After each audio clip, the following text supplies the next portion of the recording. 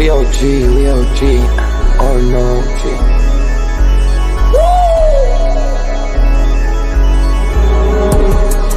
You're not bullish enough, yeah.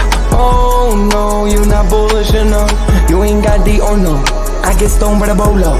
Bitcoin set to overload, yeah. Experts on reload, yeah. You're not bullish enough, yeah. Oh no, you're not bullish enough. You ain't got D or no. I get stoned by the bolo. Bitcoin set to overload. Experts on reload. Mempool getting hot. Everybody wanna rock, ayy. Runes is coming, everybody on a knot, ayy. It's a nuisance, Ordinal Revolution, ayy. Ordinal Revolution. Yo, is my guy for real, bro? Run stuff. Got friends right now. Yo, BRC 420, bro. Yo, that shit on fire, bro. Imagine if he in here.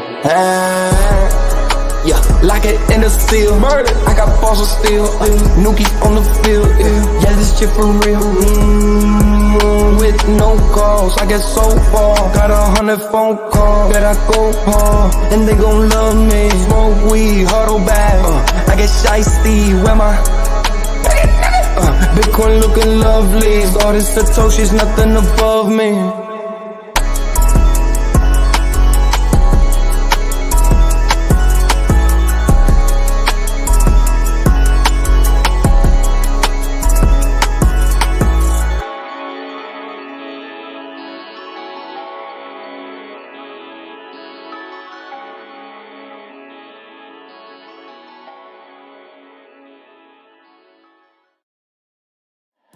Bitcoin's alive, what you gon' do? Mempool fees are high. Ordinal. Where does it stop? Nobody knows. It's a revolution, ayy. Bitcoin is the one, no substitution, ayy. With Shizzy and Yagobi, it's Ordinal Revolution. Welcome back to Ordinal Revolution. My name is Shizzy. On this channel, we cover the entire Bitcoin Ordinal ecosystem. What is up, guys? We have an amazing show for you guys today. We're back with another Ordinal hour, and this one is going to be the best one ever because today is election day. What does that mean? It's a day of uncertainty, a day of anxiety, a day of exhaustion, a day, hopefully, my phone will stop giving me weird text messages from these politicians that I'm just so tired of. But what comes tomorrow, right? Like the day after election day, we're finally going to flush the FUD out the system, the fear, uncertainty, and doubt. Right now, there is no fear. There's no doubt. We know we're going up. That uncertainty is still there about how high Bitcoin can go. We all know Bitcoin's going to break all-time high. We all know Bitcoin's going to hit 100K. But will we hit my number of 700K? Or will we hit, 150? That will all be answered tomorrow. On top of questions like, will I need to get a job? Questions like, will our channel get shut down because we say the wrong thing? Free speech is on the line today. I truly believe that. So, and, that's a big deal to me. Today I voted. I got my sticker here. I voted for free speech, and I'm just excited to be a part of something. If they win or not, I can say that I tried. I was out there. I did my best. I got in line. I voted in a swing state like Pennsylvania, and I'm okay with that, no matter what the results are. And we're going to be okay. Hopefully we find out soon if our ordinals are securities or not. If Liquidium is a security or not. We get real regulation. That comes with a red wave, and that could happen. You could see someone like Hester Pierce take over the SEC, which would be phenomenal. We would get real questions answered. These people that are rugged will actually be accountable for what they do, and that's glorious. And so I'm excited for today's show. It's obviously Tuesday, so it's Tap Tuesday. So around 12 p.m. Eastern today, we will have the entire Tap Foundation team on today, or not Foundation, entire Tap builders on today. I'm really excited to hear our updates and see what's going on, the way they think Tap's going to, be the next big thing. But we'll see. But without further ado, we bring in my partner here, as always, Mr. Yagobi. What's up, buddy? What's going on, man? What's up? What's up, man? Which one of the emotions are you feeling? Exhausted, anxiety, or uncertainty? Which emotion are you feeling today, buddy? I think it's a little bit of anxiety with uncertainty. I've been probably feeling this, honestly, if I'm going to be transparent, for probably a couple weeks. You can see I have my sticker as well. I'm in a state that typically goes red, so it's not as, yeah, every vote, it depends or matters a lot, I feel like. But, Texas definitely does stick to red typically. But yeah, I did the early votings, but I did keep my sticker because I wanted to have it too, to show that I did my part as well. But yeah, we definitely don't want to make this just a political show, because that's not what we're about. Look, I mean, I think there is definitely a lot of emotions, and things don't go your way. I'm sorry today, because people want what they want, and I think everybody should respect that after it's all said and done. But hey, we got, like you said, the only part left is uncertainty of how high Bitcoin will go. There's some things that we already know is coming, and there's a couple things I'm going to show. I showed yesterday, but I just kind of want to emphasize today during Bitcoin's price action about what to maybe expect. Yeah, man. So, if things go our way today, do you think we could see potentially an all-time high this week? Is that something that could occur? We all know our boy Ross Ulbricht is life's in the air today, but do you see maybe an all-time high? It is a unique situation because even though mainstream voters aren't really particularly caring a ton about crypto, the crypto industry, this has been the most impactful it's been with any election, right? So I think that it could show like a short-term boost like right away. But I'm probably expecting maybe like a little boost with back and forth, and then kind of get on track of where it's always been with a little bit extra once it does, shoot up. I don't expect us to jump to like 90,000 today or tomorrow, or even like later this week. Maybe, an all-time high that could be on the table, 78,000, 80,000 in the next week and a half, 2 weeks, if it does go that way. But I do think that, I don't know. It's something that we have never seen in terms of this much involvement with an election. But again, like I said, it's not necessarily mainstream voters. It's the crypto sector voters that this is the most involved that they've been. Yep, 100%. I agree. Uh, let's get into the first set of news here. The Bitcoin ETF yesterday saw $579 million in outflows ahead of the election, marking the second largest single day outflow in history. We did see a lot of that money probably re-enter today, because we did see right around 9:30, we went right back to 70K. Do you think people were just hesitant? Like, what do you think this is? Just trader games, maybe?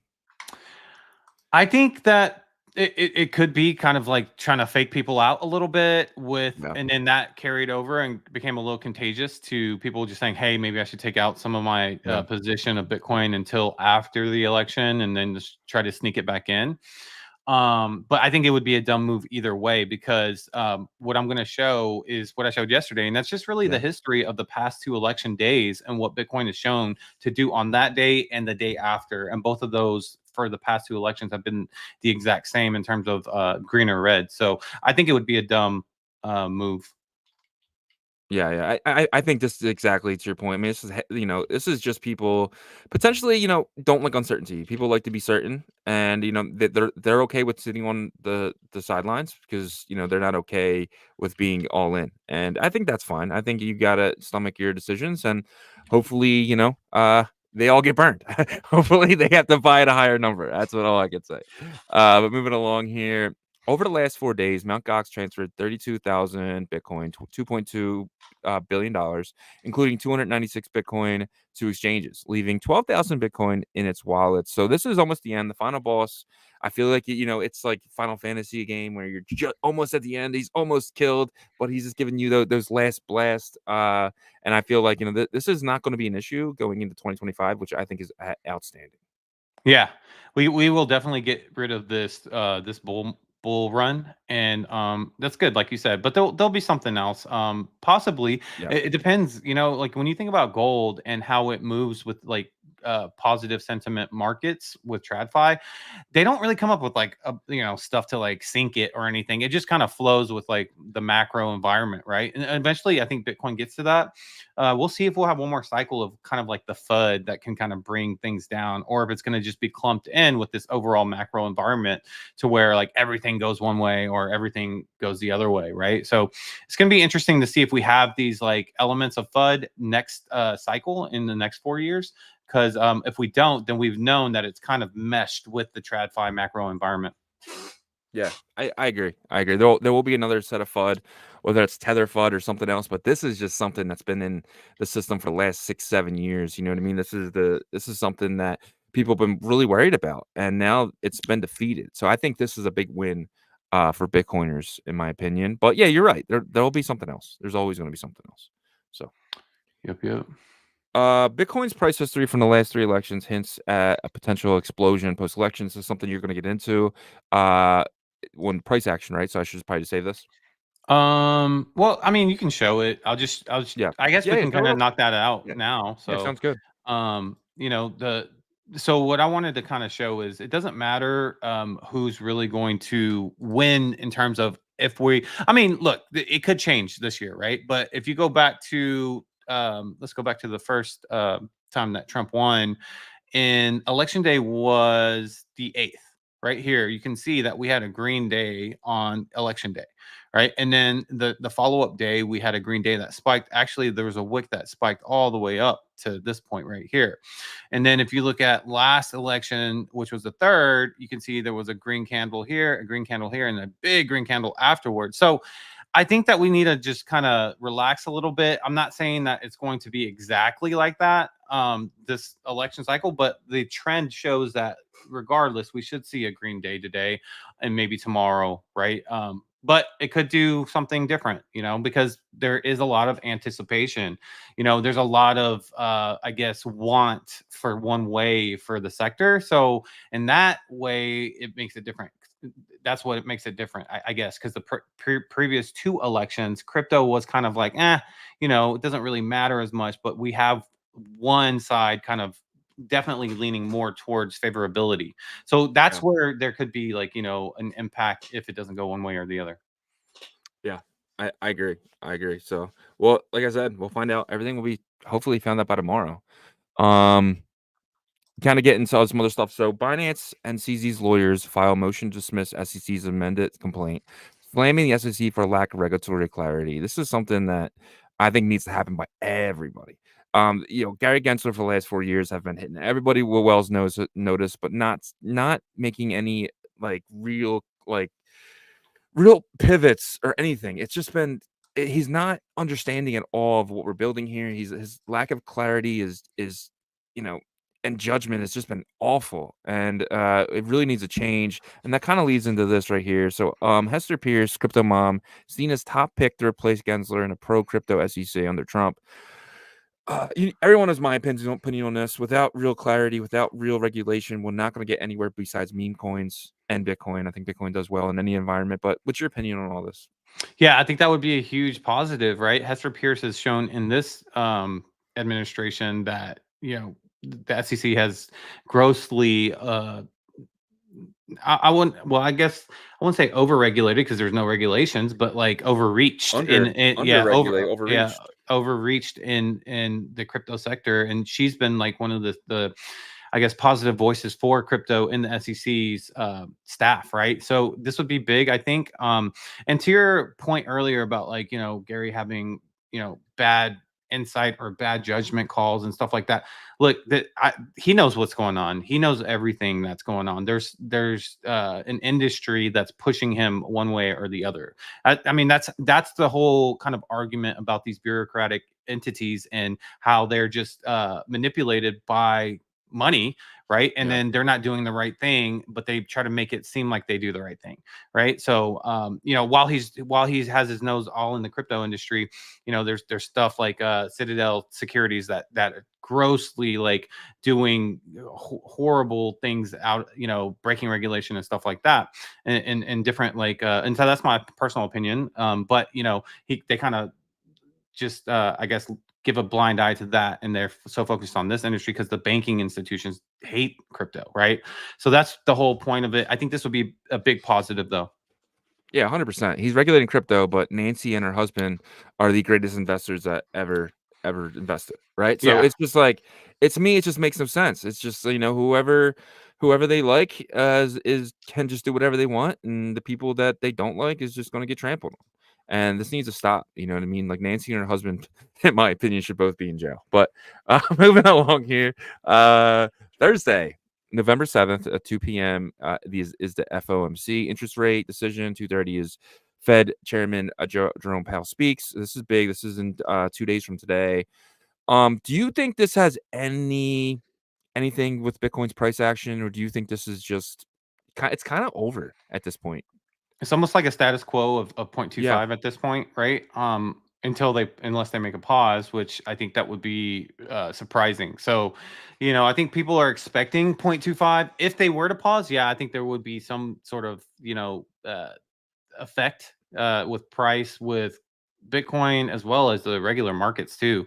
They'd be like, "Hey, what's going on?" So yeah, I don't know. I think that everybody's expecting 0.25. The focus isn't so much on the Fed as much anymore, and we're just trying to kind of get through this like Q4 period, right? So Yeah.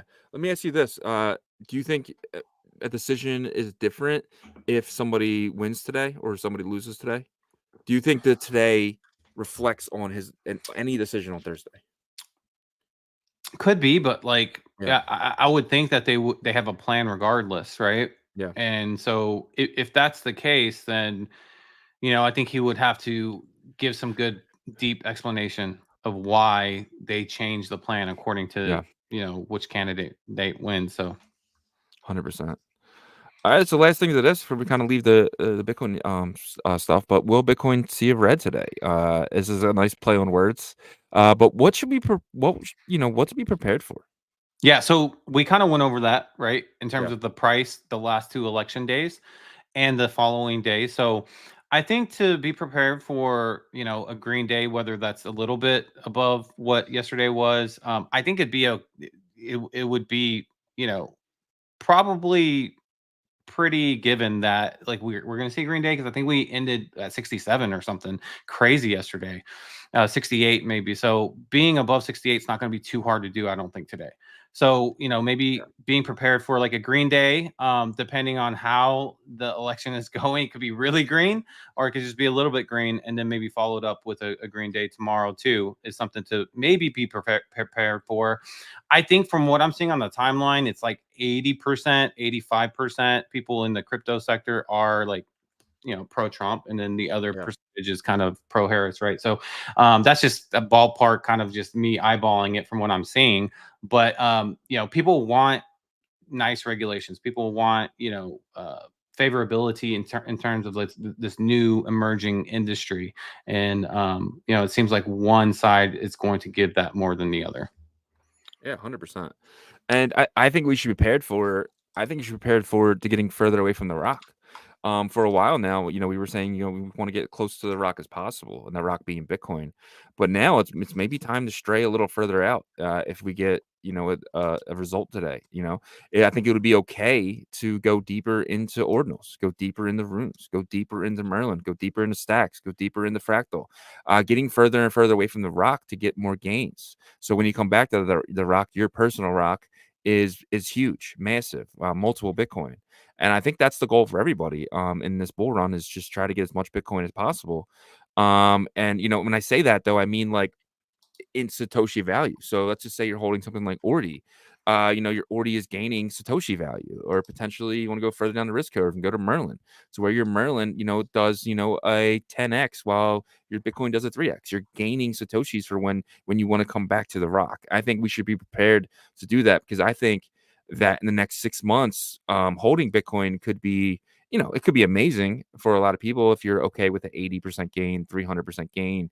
But for me, I'm looking for 100x's. I'm looking for 50x's. I'm looking for 20x's. I'm looking to, really establish wealth in this bull run.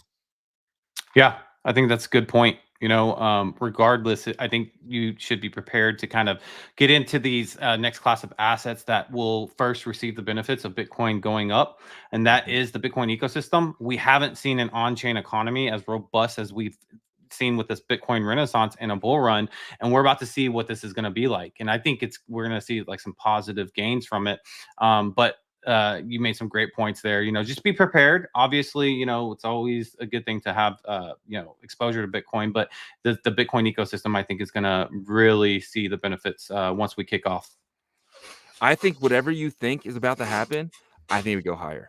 if you're thinking, potentially we go like a 5-10, I think we go higher than that. I think that I think you're going to see, potentially some collections at one Bitcoin floor, even when Bitcoin's at $180,000. I think that we're about to see a lot of people wake up and say, what are they doing over there? I need exposure. And with exposure brings real money. And where's that money going to come from? It's going to come from places like China, who is, they're dropping another stimulus check this week, right? To a lot of people, they're ramping up their yen push, and a lot of that money is going to come into Bitcoin. A lot of the money that's in Bitcoin right now, in the Bitcoins, they're going to say, okay, where can I get more exposure to risk? And they're going to come in here. They're going to be buying things like Dog Go to the Moon and Billion Dollar Cat and Ordi and Sats and Hoo Hoo and Glizzy, depending on how far they want to go out of the risk curve. And I think that's just going to generate so much wealth to the people that are in right now. Yep. All right, let's get into the Bitcoin fear and greed. Stablecoin, bro. I don't even know if it's even worth having you guess. I mean, last week was a 72. Yesterday was a 70. I mean, I don't know, 73? 70. 70. Okay. Oh, yeah. I mean, this is just I've never whatever happens next, I'm gonna learn from that and be prepared. Like, let's just say we Bitcoin goes to 78,000 like the next week or so. I'm gonna all right, when that's stable, it in the green, it's time to buy or go more in the risk curve for sure. Yeah, 100%. All right. Let's get into the Bitcoin price action brought to you by the great people at BitPerp. BitPerp's going to be one of the leading leverage trading exchanges in the Bitcoin ecosystem. It's probably going to be the top one, in my opinion, because they're going to be on a lot of chains. They're going to be on Cordell. They're going to be on B Squared. They're going to be on, Bionics eventually, right? And obviously they're on BitLayer as well. I am very, very excited for what they bring. The paper trading is now live. I'm at like $170,000 thanks to today's pump on my trade. I'm excited. I'm happy that it's not real money, and it allows me to kind of learn about, leverage, learn about, the risks and everything like that. And that's the biggest thing for me, because right now I'm not a big leverage guy, but I would like to have that tool in my pocket. And I think BitPerp's giving us that with this paper trading. Yep. Absolutely. And it's Botonics, the Bitcoin layer 2. Yeah. That's going to come up here. But as soon as I said it, I knew I was wrong. Yeah. The Bob Bodley's marketplace throws everything off with Bionics. But anyways, guys, before we get into the Bitcoin price action brought to you by BitPerp, if you could on the YouTube side hit that like for us, helps with the algorithm, and subscribe to the channel if you're not subscribed, and turn the notifications on so you know when we go live. On the X side, hit that like for us as well, and share this space. It does a huge help for us. So let's jump into the Bitcoin price action. I am on the 8-hour chart, but I'm going to jump to the 1-hour chart here. You can see Bitcoin has had that rise back up, this morning. I think that was just, market makers ready to pump it back up to get people sucked in for, election day and get it back to kind of close to where it was, right? And so we're actually a little bit higher. But you can see here that the MACD has started to form, again, some strength here. So you can see the blue and orange lines have a good separation between them. I think this probably will teeter-totter back and forth between 69.5 and like 75, right? 70,500. We'll see how long we stay up here for the rest of the day. Obviously, this can be very volatile today on election day, because of if once they start reporting results and it starts going one way or the other. So just expect that. I think, staying out of the market today could be a good thing, honestly, just because, even if you're optimistic, you never know with the volatility. And if you're too greedy, you might take like a 20x, 50x, whatever, you get liquidated, or they'll hit your stop losses and then you're out. So for me, I'm definitely staying out. So that's what I see for the second half of today on the hour chart. On the 8-hour chart, this sell pressure starting to weaken. We can see here the blue line is starting to tick up, get a little bit closer to the orange line on the MACD. So this could start to dissipate and jump into some buy pressure soon. You can see the stochastics looks like it's ready to come up out of oversold. So that's a good sign. You can see this big green candle formed here today. So this looks pretty good for a week out. You're looking at November 12th, through the 15th. So kind of the middle of the month, that's typically when, we see like a pretty big leg. So I expect that to kind of happen here and this start to form out for the next week.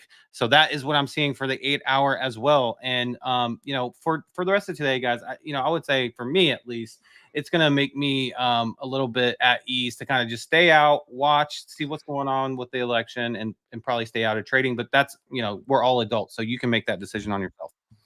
100%. I agree. Let's jump into some roll call there. Roll call. Let's get it. All right, first is first. It means so much on this show. And today we have Mr. Hanky, the Christmas poo. He loves me and I love you. Let's effing go. Number one. You deserve it, Mr. Hanky. You're with us every single day. I love it when people like you win, man. I love when all you guys win, honestly. But you're the winner of the day, man. Pat yourself on the back. You are number one. Chief Axel in the house. Tim Baker says close. One of our mods. Appreciate Tim. WebDro is here. PJNZ is here. Yasher, my guy. I love Yasher. He's awesome. So shout out to Yasher. Mark, Launch Punks. Yeah, so excited for his project, man. Is he on today? He's not on today. Almost done 71 is here. Rick G is here. Steamy J is here. D Love always here with the rocket ships. Let's go. Mempool Punk. And then we got the twins, Ordinals Chips and Ordinal Sweets. I love you guys. Cheaty is here. Click bang in the building. Shout out to you. And Nagi. Shout out to you. And then we got Sammy Turnpike right down the street. Shout out to Sammy. He said, good morning, everyone. And he voted. Shout out to Sammy. I Walk Alone is here. Get in the ship. We're going to the moon. Yes. Bring two animals. Let's go. Jamie Coin is here. Merlin time. Jamie, possibly. I think so, dude. I think Merlin is one of the underappreciated assets right now.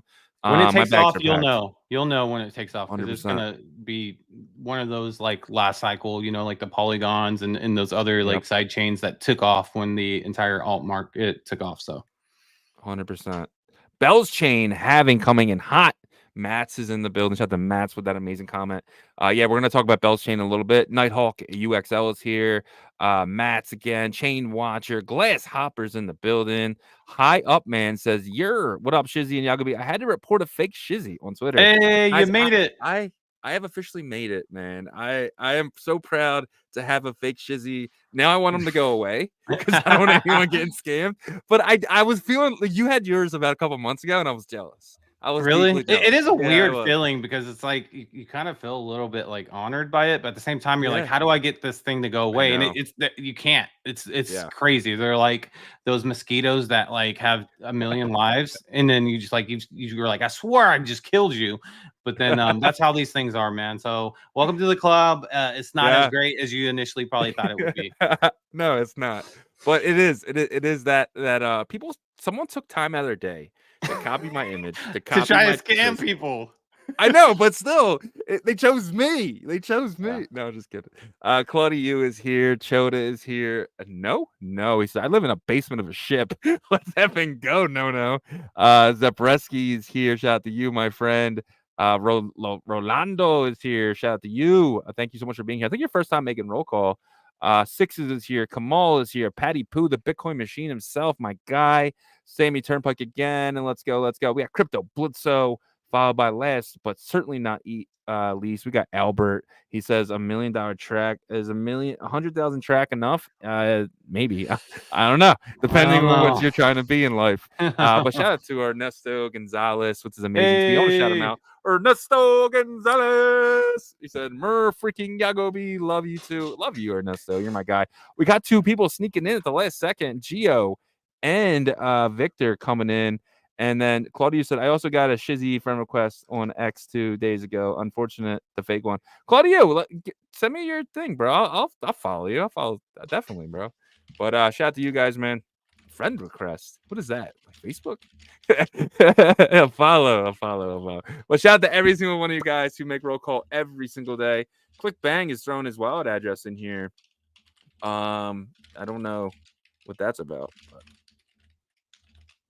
Do we need ClickBank's wallet address? No, I don't think so. No, because that's already we probably got it if you gave it to us earlier. But if it's for orange pills, it's too late for that.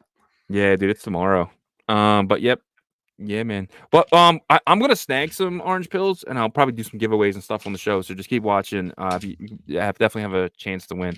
I got a whitelist for it. I'll probably give mine away. So look out for that, guys. All right, let's kind of get into the next thing here. So let's kind of get right into Beyond. It's perfect intro to that. So Beyond, the orange pills, 24 hours till mint. So start time will be November 6th, 3 p.m. UTC, which is about, I want to say about 10 a.m. Eastern time on Magic Eden. Free mint. You won't pay anything with the gas. Don't fall for anything else, guys. There's only one mint and it's free, and it will be on Magic Eden. So look out for that. Are you excited for orange pills? Be honest here. Do you think it's a collection that could do really Well, well? I mean, I think it's a cool little collection, but like, I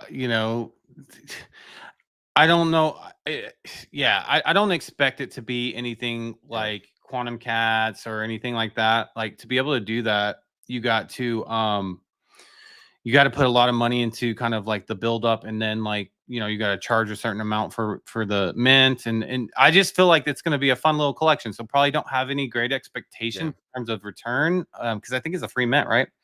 Yeah, free mint. So if it's a free mint, don't expect anything crazy. And if it happens, then that's just great. That's like ice, cherry on top, right? So if you can make like, I don't know, from your mint price, you pay $5 and you can make $20, great, man. It's still like a 4x, right? So yeah, I'm thinking this could do good like 6 months down the line. You're probably gonna get these for like $20, $30 in the secondary, and then who knows? If Bitcoin goes to 70 sats per VByte and stays there for a few months, collections like this could do really well. We saw that last time.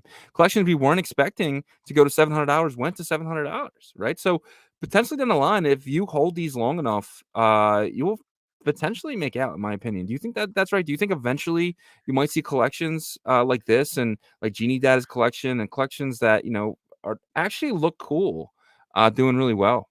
yeah, I think whenever we're in that period of where people have made a lot of profit, Yeah.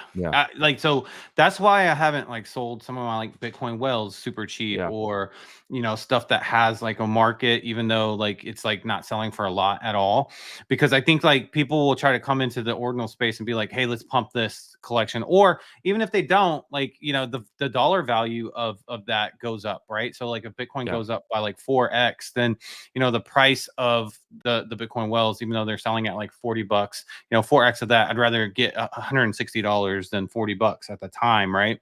So that's how I'm kind of looking at it. But yeah, so that's why I kind of like this collection, because it is a little unique. It has the orange pill theme, like I got orange pilled, so that's pretty cool. Yeah, man. I'm just gonna follow Claudio real quick. Claudio, I just followed you, buddy. But yeah, 100% agree. I think these could eventually. I think you'll see a lot of projects that you're like, holy shit, I have one of those. It's going for that much, and we felt that way. I want to say January. Remember when the Bitcoin whales like picked up again, and I was like, oh wow, like that's when I sold. I think they got to like $180 or something. Yeah, man. All right. Big day for Magic Eden today. Magic Eden on Bitcoin. Today's the day. Full mempool protection is finally live. Putting an end to sniping ordinals. Runes coming soon. How big is this, if big at all? Do you think this is a big deal? I think it's big. I think it's huge for newcomers to the space. I've mentioned that before. If you're new to ordinals or runes and you think you got a deal on a ordinal or rune, and then someone snipes it, you're pissed. You don't want to play anymore. So I think this is really big for that. Yeah, and this isn't for like is this for like minting as well? Like I don't think well, so. minting Right? minting doesn't matter. Minting doesn't matter if you have whitelist, right? Because no one can mint unless you have that whitelist, and there's a certain amount of spots that are guaranteed. So yeah, you're right. But let's just say something like the orange pills tomorrow. Like if I get one, am I guaranteed that I got it? Because in the past, someone could come in and snipe you. Is that include? You think including? So I'm not sure what. Okay. Yeah, I'm not sure if they're gonna include that on their launch pad, but possibly, right? I think that would be okay. But auction kind of makes sense for mints that are first come first serve. Yeah. But it really depends on how much they want to cover with the sniper protection type of situation, because they could cover that, right? And then that would be a true first come first serve. Yeah, 100%. I agree. Do you think miners are going to get pissed by this? Now that they potentially could lose hundreds of thousands of dollars in fees. I mean, what are they going to do? Like, you can't do anything about it. You know what I No, mean? but I mean, would that stop them from supporting ordinals now? I don't think so, because Yeah. they're still making money. Yeah. Right? They're still making money. True. Yeah, right? So they're not going to not support ordinals or they're not going to go the other direction until after the bull run, if they do. Plus, Yeah. they have to also get like a consensus between each other. So it would have to be at like, conferences that they attend, and they all like communicate together, get on conference calls and stuff like that. I mean, like, there's so much that has to go into that, and then they just not recognize ordinals and stuff. I just don't think that they will, because they're making some money. If you're making some money versus making no money, they're going to take some money all day. Yeah, I agree. I'll take some money over no money every time. Sapnect, I hope I said that right. Their wallet, they had a big update. They said, we're excited to announce the release of Sapnect wallet version 1.4. This update brings Cat 721's NFT support. So you now be able to see your Cat 71s if you did get the the locked up cat. I think that's going to be happening again soon. I know there was 3,000 of them that did get released, and the other 7,000 are still yet to come due to some, I think it was some botting happening or something, but they had to pull out and make sure that the right people were getting the right Cat 721. But you can view your assets, NFTs, and access transaction history. This is pretty cool. Sapnect seems to be leading the Cat 20 and Cat 71 space for sure. I mean, Unisat has been following up, but do you think Sapnect could be a big wallet in the space, even if Unisat comes out with this later? Are they gonna start indexing any of the other stuff in the Bitcoin ecosystem, or just only cat stuff? It seems like they're really pushing the cat stuff. It seems like, because there's no indexing involved, right? It's all done through the miners, so it's easy for them. Yeah, so I think that that's going to be a problem for them, because there's just too much liquidity that is invested in everything else, right? Too niche. Yeah, there's too much liquidity invested in everything else, and there's not enough yet for that. But it kind of actually it fragments the BRC20 people from like Fractal and the Cat 20 people. Like, it's actually a bad thing, I think. That's why I think like Unisat will probably win this wallet war if Unisat updates like Cat 20, because that way they have like multiple meta protocols and Cat in there, which they have done. So that is a good thing. I actually think that Unisat ends up catching back up and being the winner here. Yeah, I agree. I think so too. I think Unisat ends up passing these guys, but one thing we always say is, you can't have enough, right? Some people might like using this wallet better, and who knows, like, what else they keep building if they build their own marketplace and stuff like that. So it is cool to see people that are building, especially innovative stuff like Cat 721 and Cat stuff. So I'm definitely excited to see what they do next. And I have one of the wallet. I downloaded the wallet. It is pretty cool though if they'll be the first to show my locked up cat in it and stuff like that, because I might have a Unisat wallet where it's connected to both, right? So I can use Unisat. But the one thing bad about them is I can't connect it to Unisat. I mean, why would Unisat let me do that, right?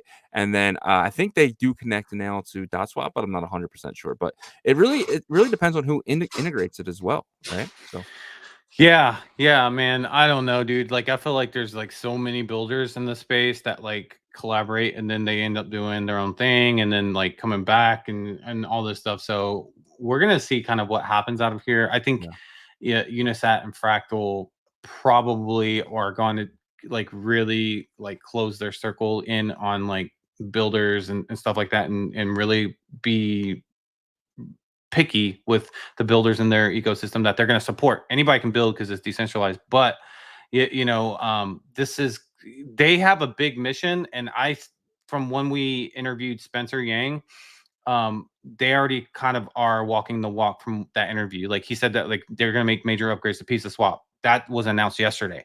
So I didn't expect it to be that fast. So they're trying to make that whole situation way more seamless. So let's just kind of see how this plays out and how the infrastructure builds out, because hey, Pizza Swap's not dead, man. It's actually getting stronger. yeah, I agree, and especially with this new update here. Pizza Swap LP Fest Epoch 1 is coming.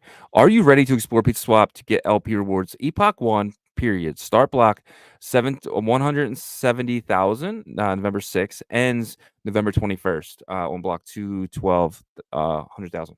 So what does this mean? This means if you're locking in your pizza, your Sats, your FB, and I think it's SBTC, simple bridge Bitcoin, then you're gonna be earning 6,000 FB.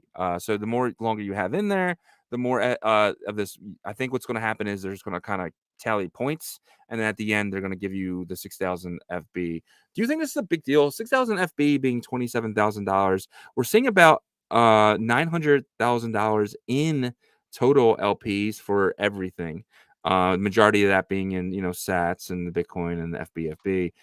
Do you think this is a big deal? Do you think you're gonna get a lot of people doing this? I mean, it's only $27,000, broken up probably by a few hundred people.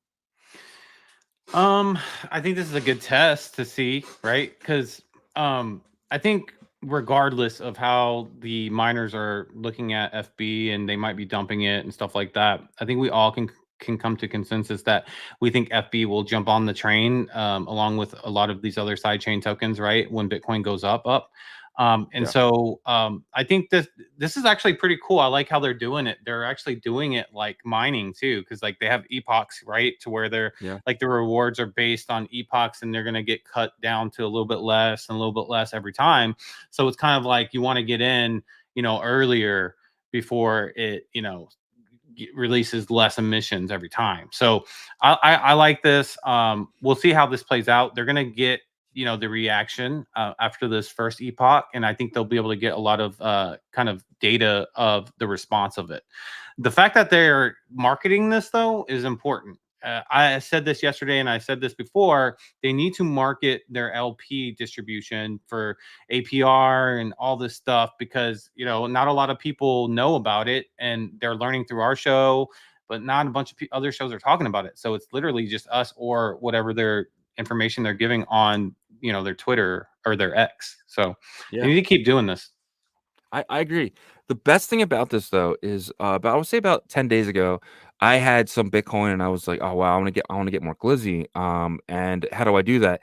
I had to deposit in the dot swap it for FB, withdraw that FB, deposit that FB in the pizza swap, and then finally get the glizzy. So now, obviously there's still a few steps, but now I take my Bitcoin to Simple Bridge and I bridge that in to Fractal, and then I can deposit that simple Bitcoin right in here. And now, before there wasn't an LP, so I wasn't able, like I would lose like a good percent, 40%, making a trade from SBTC to FB, right?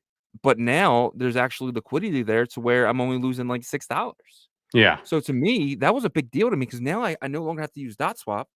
And now I can just use Simple Bridge, deposit that S Bitcoin in here, make the trade to Fractal Bitcoin, and then I can grab whatever I want. Then I can grab Glizzy, and then I can grab this, right? Because you don't want to go from SBTC to Glizzy because you're going to lose a lot. I don't think there is a pull at all, actually. But you can go into FB, lose probably like $3-4, and then go into Glizzy like I did.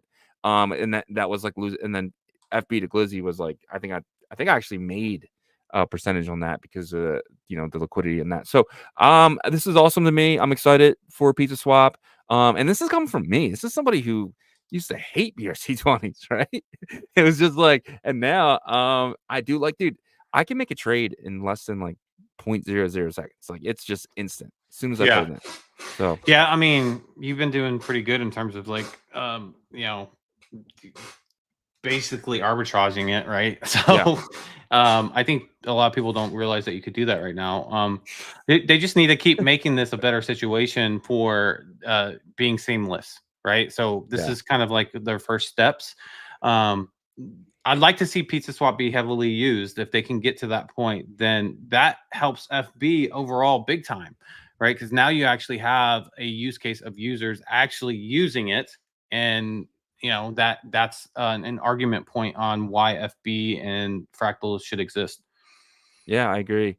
And we were talking to Spencer and our thing, and he said in our interview with him on Friday, and he said that eventually you're not going to need a deposit anymore. You're going to be able to do swaps like you have, like I Seamless. bridge over the SBTC. Now I can seamlessly trade that for FB, right? Yeah, you'll see it directly in your balance when you connect to Pizza Swap. Same thing. Yeah, that would be amazing, and I'm definitely looking forward to that. And I think this is This is my alleyway. I feel like this is the perfect place to be in the terms of gains because everything over here is like millions of dollars. Like, like Glizzy's like a $1.8 million market cap. God, Like, it's if so I'm looking small. for 100x, dude, something like Glizzy, something like, oh, it's over here, potentially could be that for me. So Yeah. obviously not financial advice. In fact, it could die. So could Glizzy. But, in the terms of a bull run, it could be a really good spot to place some of your liquidity. Yeah, I agree. All right, last but not least here, before we get into some market updates, Bell's Coin, 90% halving in about, I want to say about 9 hours from right now. How big of a deal is this to you, in the next coming week? Obviously, it's a big deal in the long term, right? But in the short term, is this having a big deal?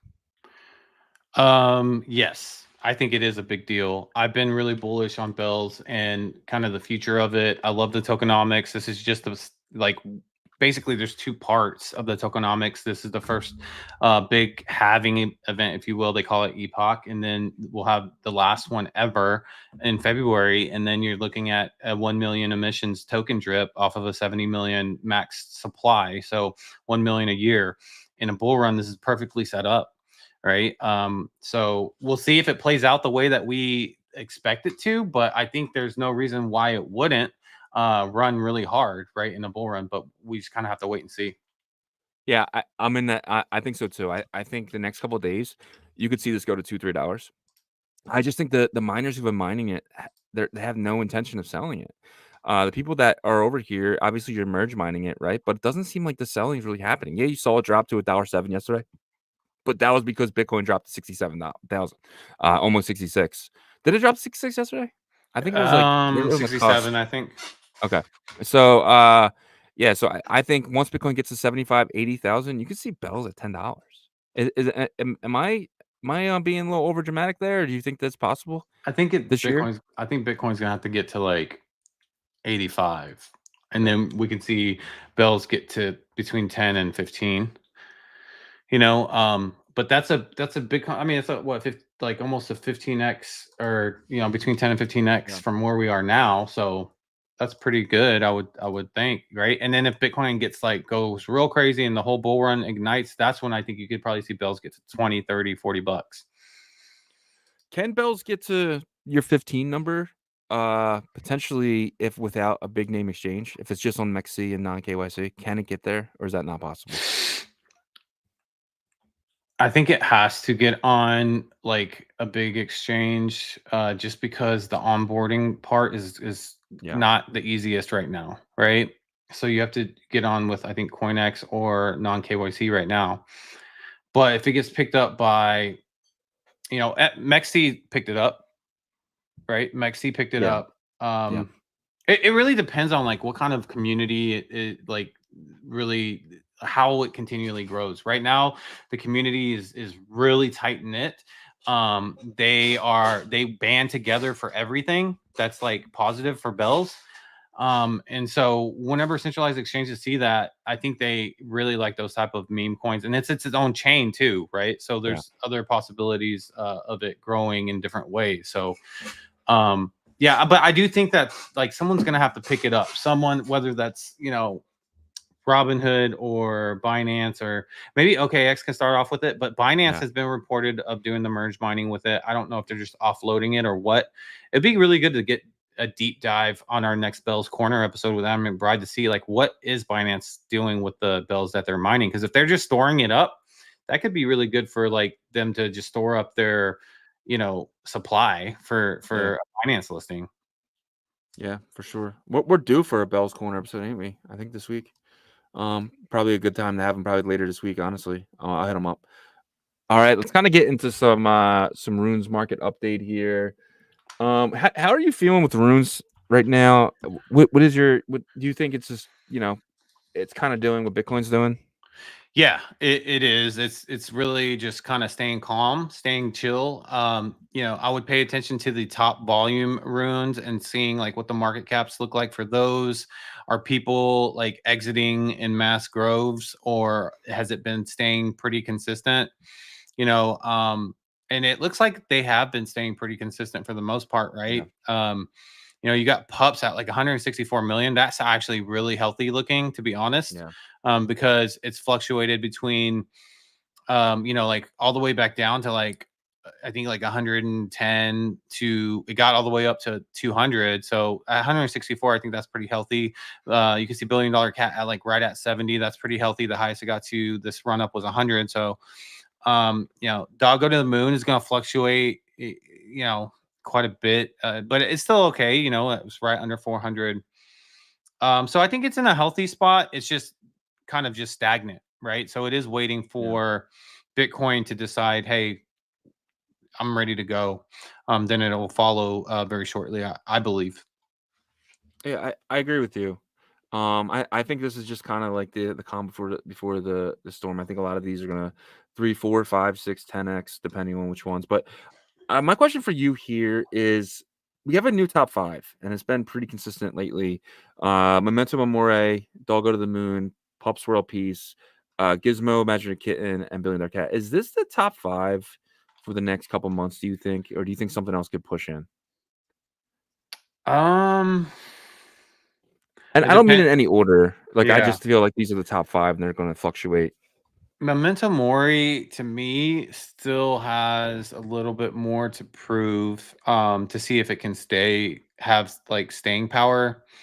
But you know, it could be in there. But the other four, yeah, those have seemed to be the most consistent ones. Um, yeah. So I mean, I would say if I had to pick 5 right now, the top 5 volume ones, those look like what has been the most dominating in the past 2 weeks. Yeah. If Momentum Mori kind of fell off, what would pop into the top 5 in your opinion? RSIC maybe? I think that the like so those other 4 consistently stay in the top Yeah. 5. But Yeah, there's yeah, yeah. there's always like an alternating one that like comes in and out. You saw Yeah. Puka up there. I think Bitcoin Bro Bear was up there for a second. You know, so there's that one spot just kind of rotates. You get, you know, Yeah. based Internet Panda has been in the top. Coda Fluffington, I think that one dies off, honestly, Yeah. because it's just kind of, yeah. What about But Lobo? Can Lobo hop in the top 5? I don't know, man. It's been consistent with at least not going away and going Yeah. to zero type of situation. But to stay in the top 5, I don't know. I don't think so. Um, Really, I feel like there's just been the top 4, really, and then Memento Mori kind of being that 5th one, and it could end up establishing itself as like that number 5 that stays. Yeah. Yeah. I agree. I agree with you. I do think that this will be the top 5 going in. Imaginary Gizmo is kind of surprising me. I didn't think this would stay this high in volume. Because it is a derivative of pups, right? It's basically, you can find the gizmo in the puppets, collections and stuff like that. So but the pups community is so strong. So I probably shouldn't doubt them anymore at this point, right? So, but do you think Well, Gizmo stays in the top 5? I do, because Yeah. it has this entire time, like you said. But it does have its own story, kind of, right? Yeah. Like it was like a feature or like attribute in the original Pups collection and stuff, and like it is a separate like character, Gizmo the Imaginary Yeah. Kitten. Because of that, like it does have the ability to have its own lore and its own community, kind of a little bit sub community behind it. So I think it stays. It's shown it's staying. Yeah, I You agree. know. I agree. Yeah, I do think this is the top 5. I think in a couple months this will still be the top 5. You might have something new pop in for a little while and then go away, but this probably be the solid. So if you were just entering ordinals and you want to get some exposure, you'd probably stay in this top 5, right? You wouldn't really venture out too far if you just wanted exposure to the ecosystem. Yeah, right now for sure. Okay. All right, do have a couple questions. You want to hit on them, and I'm gonna get Taparoo Swap for after the questions. We'll hit that up. All right. So we got Claudia U says, have you guys got any points on dot swap for farming? They will have a redeem function soon for their rune based on points you get from LPing. So I haven't. I know Shizzy did some LPing at one point, but pulled out. So he probably has a little bit of points there. But the thing about dot swap is that they've had a BRC20 a rune, and an ARC20, and it was all for testing. So I'm not sure if this is going to be the rune that they use for testing or a new rune that they're going to establish for themselves. But, that is something I would probably try to get clarification on. But, I do expect them to reward their LP. They're going to reward the LPs because that's the whole point of putting an LP in. Yeah, I agree.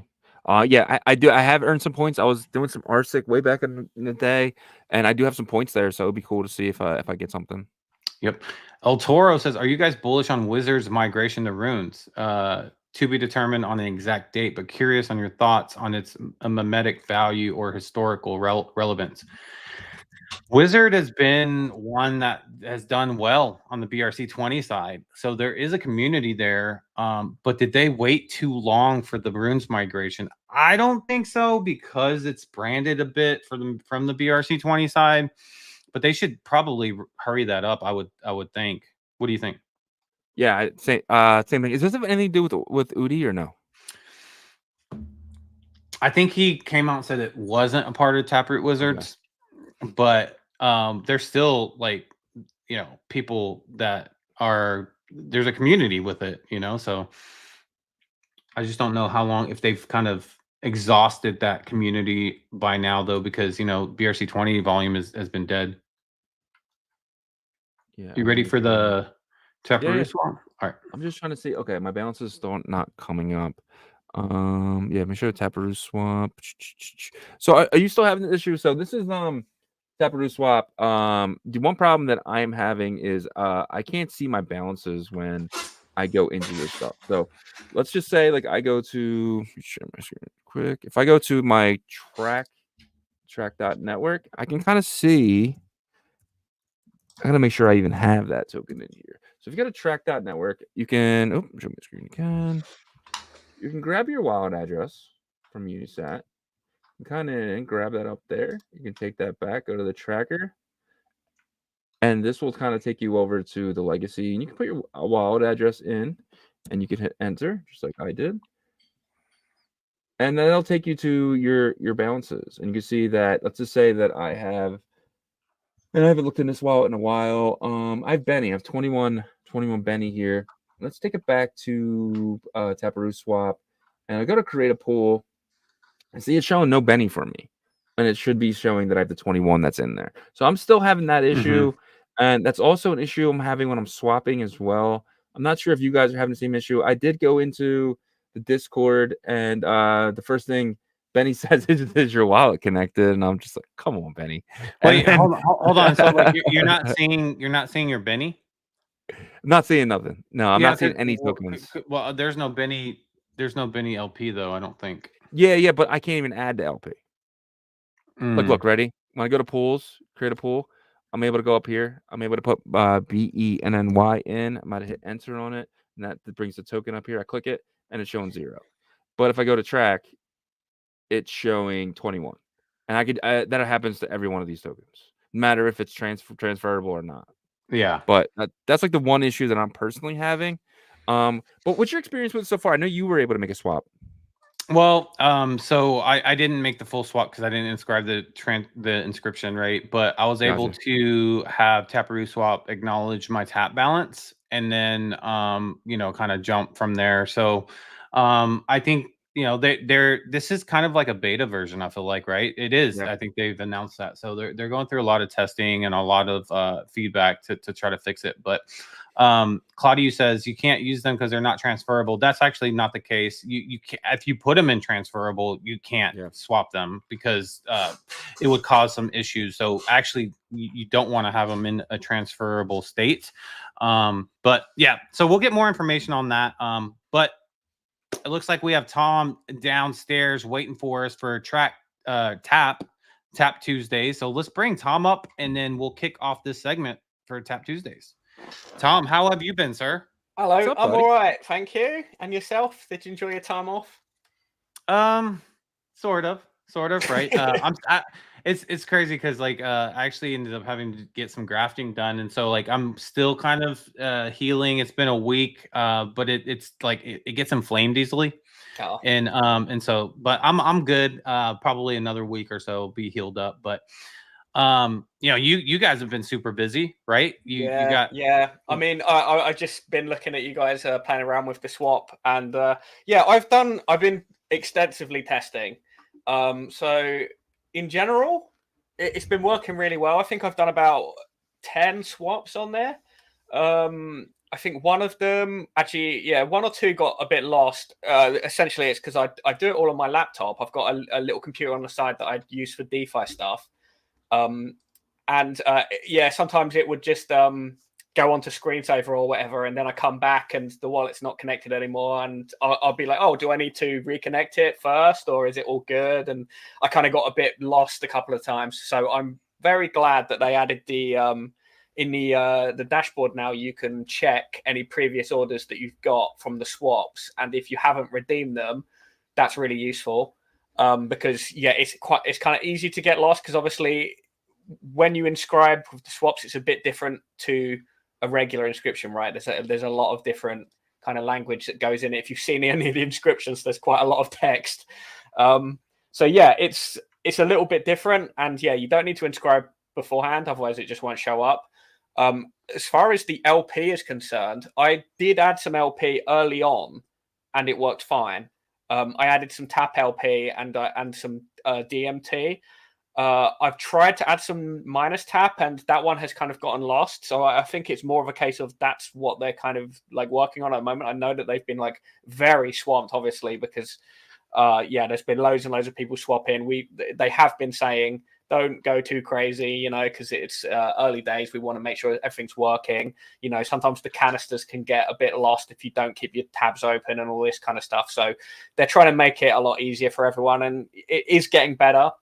I think once they have the LP, like you can see your LP as well. Like if you go into your profile, like the portfolio, if you have LP, it will show it as like you added 30 tap, like here or whatever. And those were showing up for me just fine. It was the removing LP that I was having some trouble with. It was like the first time I tried it, it wasn't credited automatically. Whether that was my fault, probably. But obviously these things, they need to be like foolproof, because there are a lot of fools in the space, a lot of DJs. But no, it's obviously super cool, and it's like super exciting. They've got so much to do, because obviously like so many, I think it's 900 users, I think they said. So they've had to go through a lot of tickets, make sure everything is working correctly. So I think hopefully within a few days or a few weeks, it's going to be like a lot more clean, but I think they've done a really good job so far. Yeah, I definitely want to give them the credit they deserve, right? Because this is not an easy feat.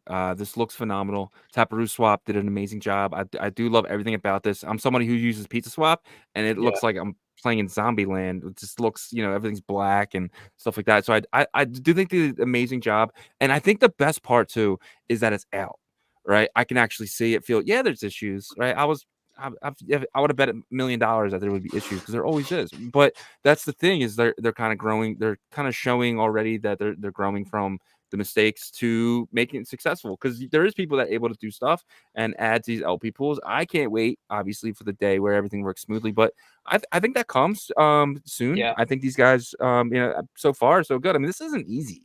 I mean, this is a UTXO. The only swaps that I've had a problem with have been on the low liquidity ones. So every time I've tried to swap tap, it has eventually gone through. The only time it didn't was when the price moved kind of crazy. I think there was a day, maybe yesterday or the day before, where the price went from like $12 to $9. That was a little bit insane. So I think I got like a refund on that one, but that was actually automatic. I think the one time that I've had to like do something manually is I tried to trade some DMT, because I just wanted to see like what the limits of the pool was on 5% slippage, but it wasn't.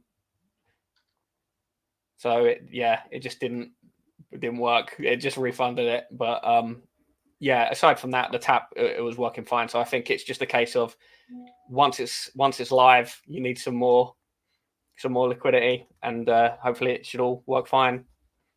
Yeah. Yeah, I mean, they did say it's out in the beta version, right? So all the users are basically testers right now. So, who knows? Maybe they do some sort of point system in the end or whatever. But I think this is it's better to kind of have it overloaded. I mean, I'm not saying go do that, but it's kind of battle testing it, right? Because now what they can do is make little changes here and there to make it as smooth as possible, and that they are making changes, and that's the most important thing.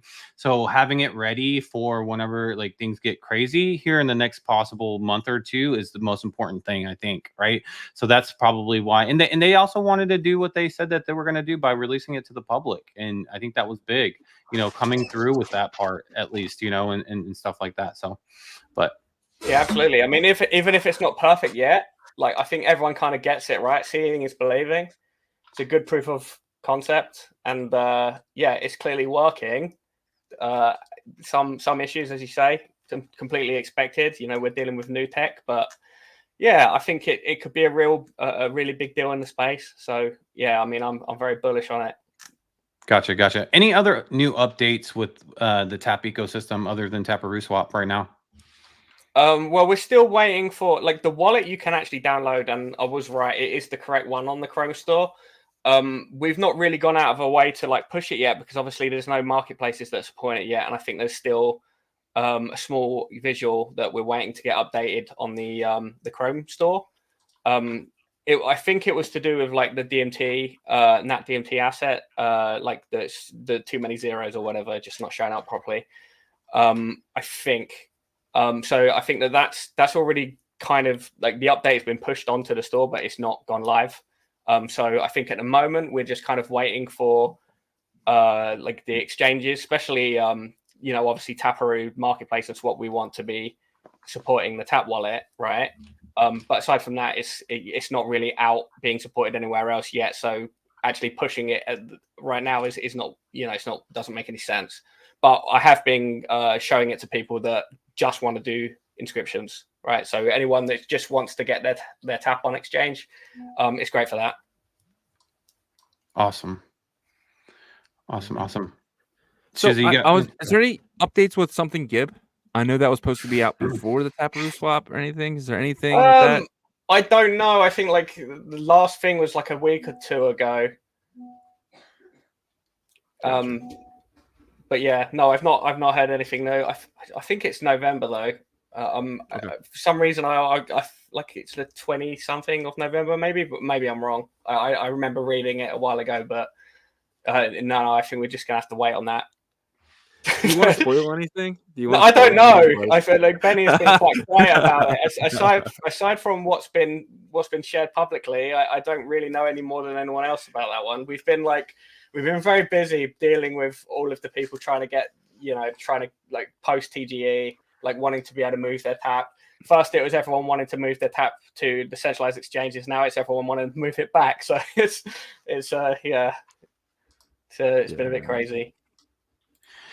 Yeah, I just been holding on to my airdrop. I'm gonna hold on to it until the market really starts to jump up, and that I might have to wait a month or so, but I'm willing to do that. And then I think by then there's gonna be like so many easy ways to if I want to liquidate it, then I can or whatever. So that's what I'm doing. But awesome. All right. Well, if you don't mind, I'm gonna bring up the first builder so we can get this thing going. Let's bring up Foxy. They have some amazing updates with some of their products. So let's bring up Kimmy back. We haven't seen him in a while, and we'll bring Ordi up on stage as well. What is up, guys? How are you guys? Hello, guys. Hey. Hi, Kimmy, you're on mute, Kimmy. There he is. Hi, guys. Yeah, nice to be here again. Yeah. Nice to see you, man. I know that you were, feeling under the weather for a while, but good to see you back and healthy now. And good to see you guys building and releasing some new stuff. So could you kind of tell us, Kimmy, what's been going on with Foxy and the Bitverse and all the amazing things you guys got going? Oh, yeah, a lot of things going on in the background. I can share part of them. Yeah, them so soon. I don't know. It started dropping for the Foxy community, so a lot of things is dropping. Last week we had mining TAP and USDT token that was mined by Cosmic miners. Soon we will have another similar event for some other types of bit miners, some other rarities. Also, I saw you show the lightsaber. So this month we will release block drop to all the bit miners. They will have this lightsaber, and with upcoming update in the game, you can use it right away as soon as And you. it's free. Free And to yeah, yeah, all the bit it's miners. fully free. Yeah, online So- inscription. So this is a really cool looking thing, right? You said it's a lightsaber. So this is something that you can use in the clan wars, right? Is what my understanding is. Yes. Yeah, there is another update in the Bitverse part Does of look the super game. cool. Well, right. Wait. First person shooting mode is also available in the deathmatch now. Yeah. Yeah. First person and third person view is available on deathmatch now. So there's a deathmatch mode with the clan wars. No. The first version and the clan wars. You can use first shooter in both of these environments, and Oh, okay, gotcha. So in the first you play for yourself, you farm the points, you kill the Gary and other players, and to farm beat Foxy. And in the second one is competition between the clans. Gotcha. So like when would I use this lightsaber, like let's say like in the first person shooter game? Because it kind of like is like a similar weapon to like the knife, right? So I remember when I first started playing, I didn't know how to play. Someone kind of got behind me and just knifed me a bunch of times and I died. So basically you can use the lightsaber kind of for close action. Is that what it is? But yeah, it's just instead of the knife. It's more like a sword. Yeah. Gotcha. Yeah, it's Awesome. longer. It's stronger than a knife, of course. Yeah. But so I assume you die if you get hit once with this because it cuts your body in half, or how does it work? Yeah, I something don't know. like that. Awesome. Shizzy, did you have any questions? Yeah. So that's awesome. So for anyone who doesn't know, what is a block drop, and how would I obtain this this amazing lightsaber? So it's coming from the bitminer. Like if you hold bitminer DMT, then you can mint out from the bitminer. Like if you hold a bitminer, then you are eligible to get the lightsaber DMT. Is there a certain site I have to go to? Is it mscribed, or do I do it at the Foxy site? Yeah, we will disclose that detail soon. Gotcha. Yeah, for now I don't know who is. Maybe Tom knows better where you can inscribe block drops. But when it's block dropped, you can inscribe it everywhere where you want when the infrastructure is there. So and it's always tied out. You don't need to mint it right away. You will not lose it. It is always with your bitminer until you mint out, and then you can sell it or Gotcha. whatever. So, Yeah. if you have multiple bit miners like I do, I have 2 ultra mythics and a rare. Can I get 3 of them, or do I not need 3? I just the ones. I'll get 1. It's You 1:1. You will get 3. Okay. yeah. Wait. You'll get 3 for what? Having just 3 I'll get. bit miners? Yeah. Okay, gotcha. And so for the people that have minted before, if you remember, there was like a mint that this is pretty much like how you kind of do the whitelist, I think, for DMT. It's like whenever you had the crowns, Remember, if you had the crown, you could mint something else. So this is kind of the same mechanism you guys are using, right? If you have the bit miners, you're going to be able to mint the lightsaber. There is difference. Block drop is tied to an item, and with that whitelisting on chain, it's tied to a wallet. So you get one whitelist, before. And now you hold 3 bit miners, you have three block drops. Gotcha. Awesome. Gotcha. Yeah. One last thing I want to ask you guys is, you mentioned that the USDT, Solana, and the TAP mining campaign is done with the cosmic miners, which was really cool. The most rare one. Next is ultra mythic. Could you talk about what you can earn with this next campaign? Well, it will be a rune for sure. We didn't decide that which one, but it will be. Oh no! There is a tap My bad. My bad. Yeah, we changed the schedule. Yeah, it will be again tap token, and you mentioned it earlier today. Yeah. Okay. Yeah, that's the alpha. Let's discuss it. I don't know, next week or a week after that, and we expect mining at that time as well. Gotcha. Yeah. Are you guys going to continue like down the rarity line, or is it these campaigns are going to alternate only for like the top tier ones? It's going to be based on rarity. Like we will circulate like each rarity, and some of the drops will be for all the rarities. Gotcha. Yeah, there is a lot of things which can be done with these rarities. For example, if Cosmic mine alone and 3 rarities mine different, they get less, of course, because of the supply. Also, we can do randomly, on the date.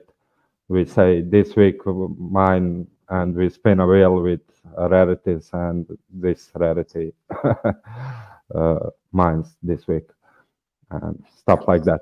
A lot of every month we will have, I think, two of those events, or even more, and yeah, it will be fun. Yeah, I'm definitely excited. I got 2 ultra mythics. I got lucky enough. I can't believe I got 2 of them. No, that's I'm great. in it 3, so I'm definitely excited. And I'm also, on top of earning the rune or tap token, whatever you guys decide for the next campaign, I'm also still earning 50. I got 5,500 B Foxy, and these are 1-to-1 to the Foxy token, which I'm excited for. But I'm also earning some B Stone, some bits, B Steel, and B Timber. For anyone who doesn't know, what can I do with these stone, steel, and timbers? This can be used on our creator side of the metaverse game. So I'll be able to build stuff Yeah. with it. Yes. Awesome. I'm gonna build Well, some Yeah. easy towers. Will they be like a currency within the game too, to where like if I need some timber, I can just buy it from Shizzy? Yes, of course. Marketplace Yes. will be implemented inside of the game, because when we also implement mining from bitmap, each bitmap will mine different resources, and that's the point, that people trade it and buy what they need to build what they are building, because there is a lot of different ideas. They are not even similar. So yeah, it will be fun when creator side comes out. Awesome. Any other updates from Foxy that you guys would like to get out to the community right now? I don't know. Yeah. Keep an eye on Discord for sure, because a lot of these events, some people complain they didn't put Solana wallet inside, they didn't pay attention. But yeah. Best place is Discord. We announce everything on Twitter too, but best place is Discord to come and see what is happening, and not to miss any opportunity. Yeah. And that's the thing about these campaigns is that, and I like that you guys set it up this way, is that you got to pay attention to your bit miner, guys. Like, it doesn't matter if you have like a rare one. If you're not maintaining it and maintaining it and making sure it's on, you're gonna miss out on opportunities. So you got to be on top of that, because if you're not, you're gonna miss out. Am I right about that? Yeah. Yeah. That is the idea to have people engaged, but we will add a lot of things to Bitminer page, so it will be much more fun.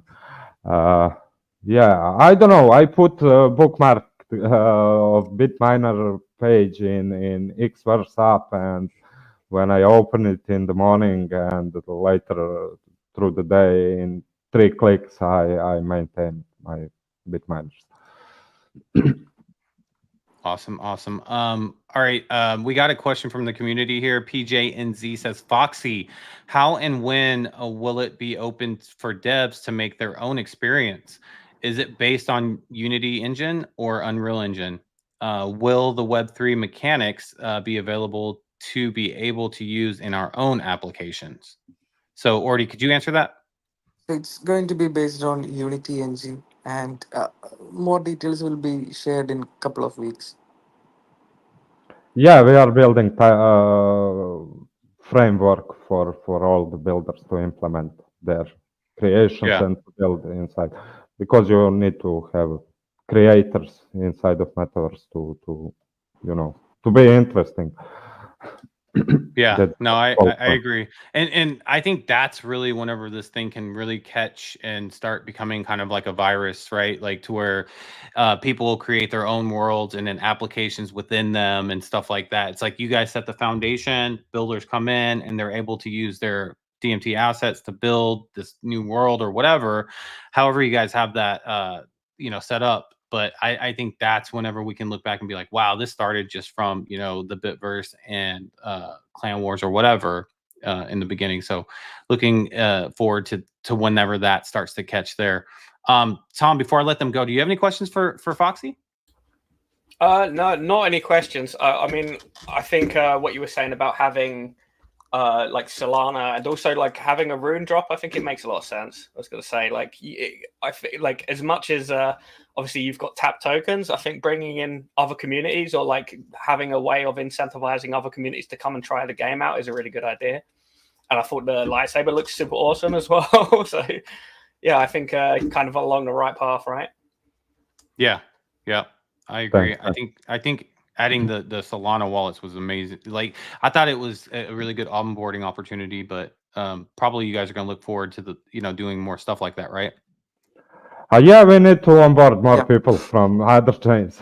So yeah, we need to also promote it more, but we are still in the building phase and really a lot of things going on in the background. So yeah.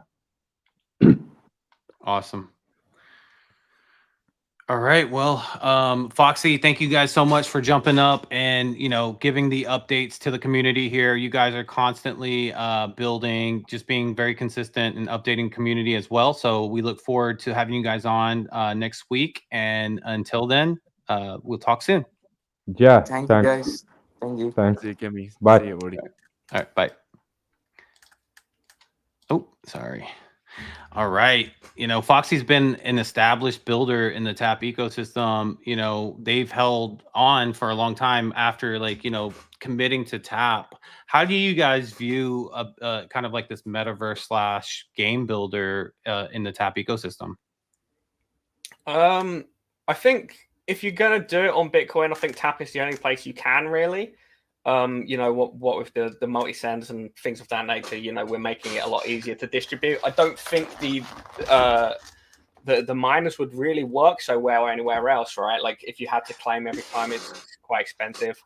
But I think, potentially what they're doing and trying to incentivize other communities makes complete sense, right? Like it's all at the moment, like in the Bitcoin ecosystem, especially, it feels very PvP, right? Like we've just got very few people that are actually know about Bitcoin, right? And I would say most of the people that know about ordinals and do ordinal stuff are quite tech savvy already, and they probably already know about it, right? But there's such an untapped market of people from other chains, especially like from Solana and other chains that have kind of gotten popular with, like, let's say, some of the more memey stuff of late. But you know, if we can convert some of them and have them come and play these games and enjoy themselves, it'll be a big thing, right?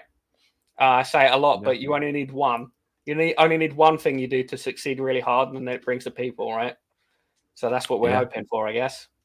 And the best part of Foxy is they're building on bitmap, right? So when you build these things, you're building on bitmap, and you know, obviously the track protocol is one of the ones indexing the bitmap. So this is a big deal for the entire Tap and bitmap communities, and I'm really happy for bitmap communities because a lot of the builders have left bitmap Valley and stuff like that. Well, I think, like, with any standard, often they get an amount of momentum behind them, and they can continue to get used. Right? I think with bitmaps is like it's gotten a certain level of momentum, I would say, and it might just be that we see, like, the building coming in waves. Yeah, I agree. And the thing about the Tap ecosystem builders is that you kind of have one that's like has the niche for like or one builder per niche almost, right? Like you have the metaverse style with them and games, then you have like the analytics that we're about to bring up, and then you have, like, you know, the swap and all these different. You guys are basically, you have the community of builders. So now it's just bringing everything together. So really awesome, you know, that Foxy has chosen Tap and has continued there. And I like the mentality of the Foxy team too. They don't really try to be like all about tribalism, even though they do utilize bitmaps. They utilize DMT a lot. They utilize, you know, the BRC 420 assets as well.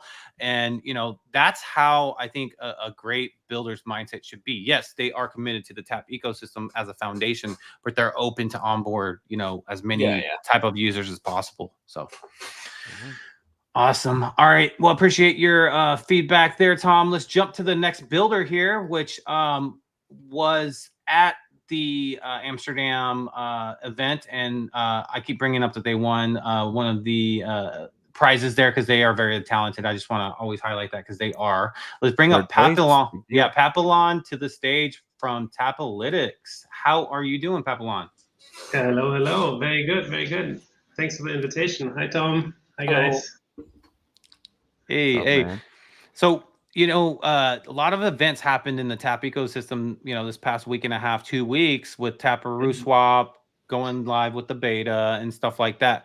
You guys are focused on like the nitty gritty in terms of tracking all the analytics, being able to have a place for people to go look at. Has it changed how you guys do things with Taparoo Swap coming into the picture? Yeah, so I think with the Tap token launch and then with Taparoo coming into the picture for sure, we were luckily in the week before the TGE, we were kind of like, okay, we have to, you know, reinforce our backend and make sure that when more people are coming in order to transfer tokens, everything is up and running. And I think we were just a little bit ahead of the curve and got this up and running. So when the TGE happened, our site was up and serving people data. And yeah, with the swap as well. I mean, there you can already find a lot of the events, the bridging events, the swap events on Tapalytics. But we will work to highlight them even more in the next weeks. And obviously now there's like a ton of interesting data to look at. What tokens are being swapped with which frequency and how, and I mean all the stuff that we're very used to from EVM chains, you know, which are there in a heartbeat. But for Bitcoin, we need to develop it. So yeah, super exciting. We're on it. Yeah, that's awesome that you can track all that stuff right now, even though that they're in beta. If you wouldn't mind me sharing my screen and you kind of walking us through, like maybe like. Looking at a transaction, would that be okay? Yeah, sure. All right. So I went to, first of all, guys, the website is tapalytics.xyz. And then I just clicked on the transactions tab here. So what am I looking at here? Let's talk about this first one where it says ticker DMT block. Yeah, so this is the typical block explorer. We try to mimic it, right? What you know from a typical block explorer. Here you see basically the ticker, and then you see the action in the next column. This was a mint, and the asset was a non-arbitrary NAT token. So you can see that very nicely there. You can see how many tokens were minted in which block, how long ago, and so forth. So yeah, that's this part. Okay. You can also see actually, so you can see that in line 1 and line 4 are actually connected. You can see that the NAT tokens, you remember or you may know, they are hybrid tokens, right? So when you mint something, you mint a NAT token and you mint a UNAT. So you mint the non-arbitrary token, but you also mint the unique non-arbitrary token. And you can identify it because the inscription ID is the same. So in the first line, first row, first line, 965, and then 965 4 lines further down, it's the same inscription, but you have 2 events. And that's the unique right thing here. about that stuff. Gotcha. Yeah, but so you can basically you can click through. You can from here go into the wallet. So on the right hand side, or in the second to last column, there's the wallet. So if you wanted to see, okay, what does this wallet hold? You can click on it. You'll see it. You can see the tokens here. They're sorted according to the sorry, we are going to sort them by the token value soon. Right now they're randomly sorted. In the second tab, you'll see a collection, basically all the collections there. If you click on one, you'll see maybe on the Bitminer, or I think the Bitmap City Wallet doesn't really have a script, but the Bitminers, they will already visualize. Oh, wow. Yeah, so all of this is obviously coming off the chain, so it's takes a second, but that's the beauty of our stuff, right? The DMD patterns, I'm not sure. I don't think they have anything uploaded yet.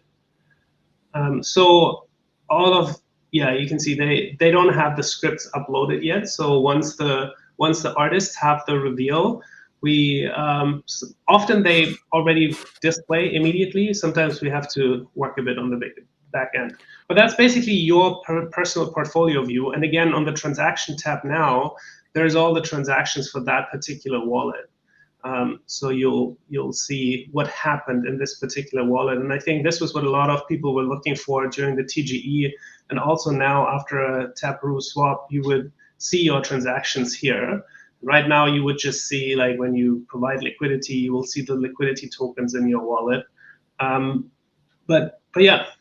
And by the way, Shizzy, 2 weeks ago, I think you gave us homework and you said you wanted to see your portfolio in USD. So we have that now. So there is a toggle on the top right, BTC USD. You can click on it, and if you go That's back awesome. Well, that's a transaction view. But if you go to the token view on the first tab again, now basically your portfolio is displayed in USD. And you can see the DMT block, for example, already has some good prices. DMT NAT obviously here. So yeah, for everyone who thinks in USD, this should make it much easier. Love it. That's awesome. We've also shipped an update. If you click on DMT NAT, the ticker, and you'll see that before we.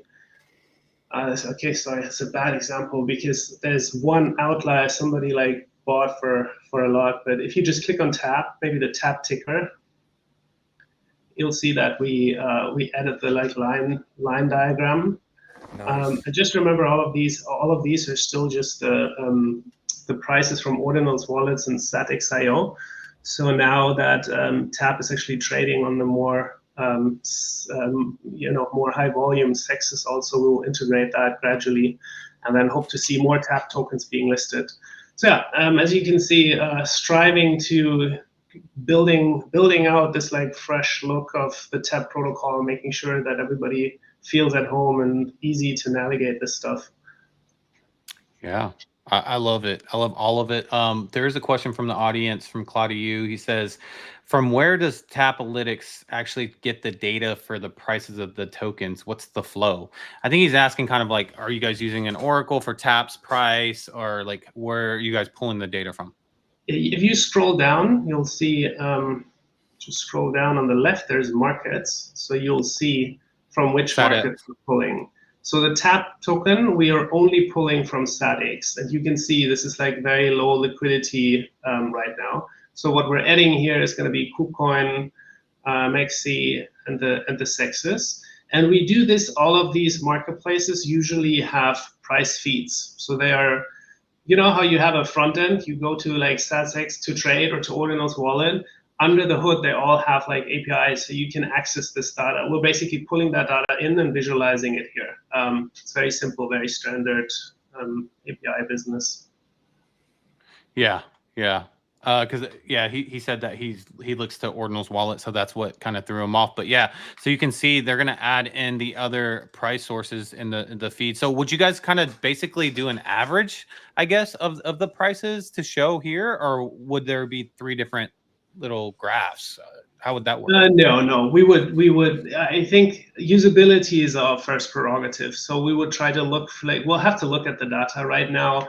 We only had StatsX and Ordinals wallet integrated for most of the tokens, and they were very low in volume. So we basically, I think our logic was to just take the latest price. So we're taking actual prices, right? Which means like the last trade on any of these exchanges determines what the price is, not the floor price. A floor price is an offer, right? It's not a trade. So we're not looking at floor prices, but we're looking at what was the last price basically, and then we're displaying the last price.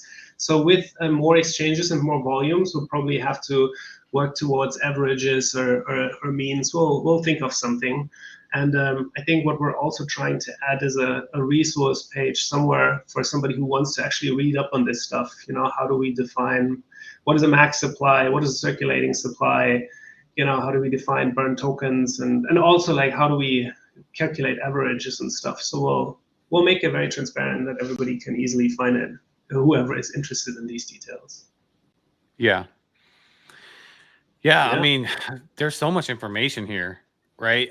This, honestly, you guys having this whole database and how it flows and everything makes me, it kind of, I guess, eases like some of the concerns I might have had with a little bit with Taparoo Swap or something like that, because I feel like when you have this type of data flow, like it's robust. And this is like the infrastructure that you need for, something like TAP to really come together. So I'm excited to see what other features you guys add. And one other thing I guess I was going to ask was, whenever you said that you could kind of see when you do a swap, where would that be? You would need, so you would need to find one right now. So you can click on the transactions and see if you see something there. You would usually see. Would it be transfer? It would just be a transfer, correct? But in the token, I see some on mine. I see some on my wallet, but I can't see that it's. I know it is a swap, but it just shows it going to a wallet. It doesn't. Right. So yeah. So what you would see if somebody is providing liquidity right now, you would see that they get the liquidity token. So you would see that. But what we're trying to work with is to mark the address. So for example, if you transfer the address that is now just the BC1Q number, we would just label them. We would say like, okay, this is Taparoo Swap or Taparoo Bridge, so everybody can see it directly. We're also thinking about adding little badges or just amending the actions. So right now we just have mint transfer, mint transfer, and so we'll add plenty of more. We'll add the deployments. We want to add all the other features, privilege auth, token auth, all these different activities that you can actually do. So there will be much more. So you can already find it. It's you have to look for it a bit, but we'll make it better soon. Gotcha. Yeah, I think that once those actions are updated, I think that's going to be awesome for people to kind of see, hey, look, it did go through, my LP did go through, I'm there and stuff like that. And but that, that just takes the time of you guys also catching up with the features of Taparoo Swap and observing how Taparoo Swap works and stuff like that as well, right? Yeah. So I think the easiest thing that you would want to do, you just paste your wallet address in the global search at the top. You go to your wallet, and then you check your tokens, you check your collections, and in your transactions, you can then very easily identify where you swapped and didn't swap. So right now, our app maybe has like, sometimes we're like a block behind, so it might take a second. It's already gotten much faster in the past couple of weeks, and we're obviously working towards getting this like even faster. So good UI and fast. This is our goal, but it will show up. I'm very confident of the quality of the data. It should all show up. Awesome. Yeah. So Tap's really growing. You know what I mean? Like having this is something that, you know, we wish we had a long time ago. Now we have, you know, we have analytics page, we have, you know, a swap, we have a wallet coming. I feel like Tap's like infrastructure is being built before our eyes, especially you know, you guys are doing a great job with this, but it's awesome to see you guys are a big part of the infrastructure that, you know, is there. 100%. Yeah. I mean, we're excited to be a part of that. I mean, I don't know, 3-4 months ago we were just spectators, and then we were like, okay, but this needs a better front end. So that's here now. I think one thing that I can probably talk about in the next couple of days, we're gonna release our Tap API. So basically, what that means is we'll have it's basically what's powering all of these calls, right? So right now, if you wanted to see any transaction on the Tap protocol, you have to use the Tap reader. You have to run your own Tap reader or find a Tap reader that is hosted somewhere, and then often combine like many calls. You know? So if you can't just easily get the holders of a token, you know, you actually have to combine several calls in the Tap reader to actually get this stuff. So what we're doing is we're pulling all this data from the Tap reader, putting it in the database, and that's powering our front end. So basically downloading everything from the Tap reader and then just like reorganizing it a little bit so that you can, you know, present it a bit nicer. And what we're gonna do is we're gonna serve this as an API call.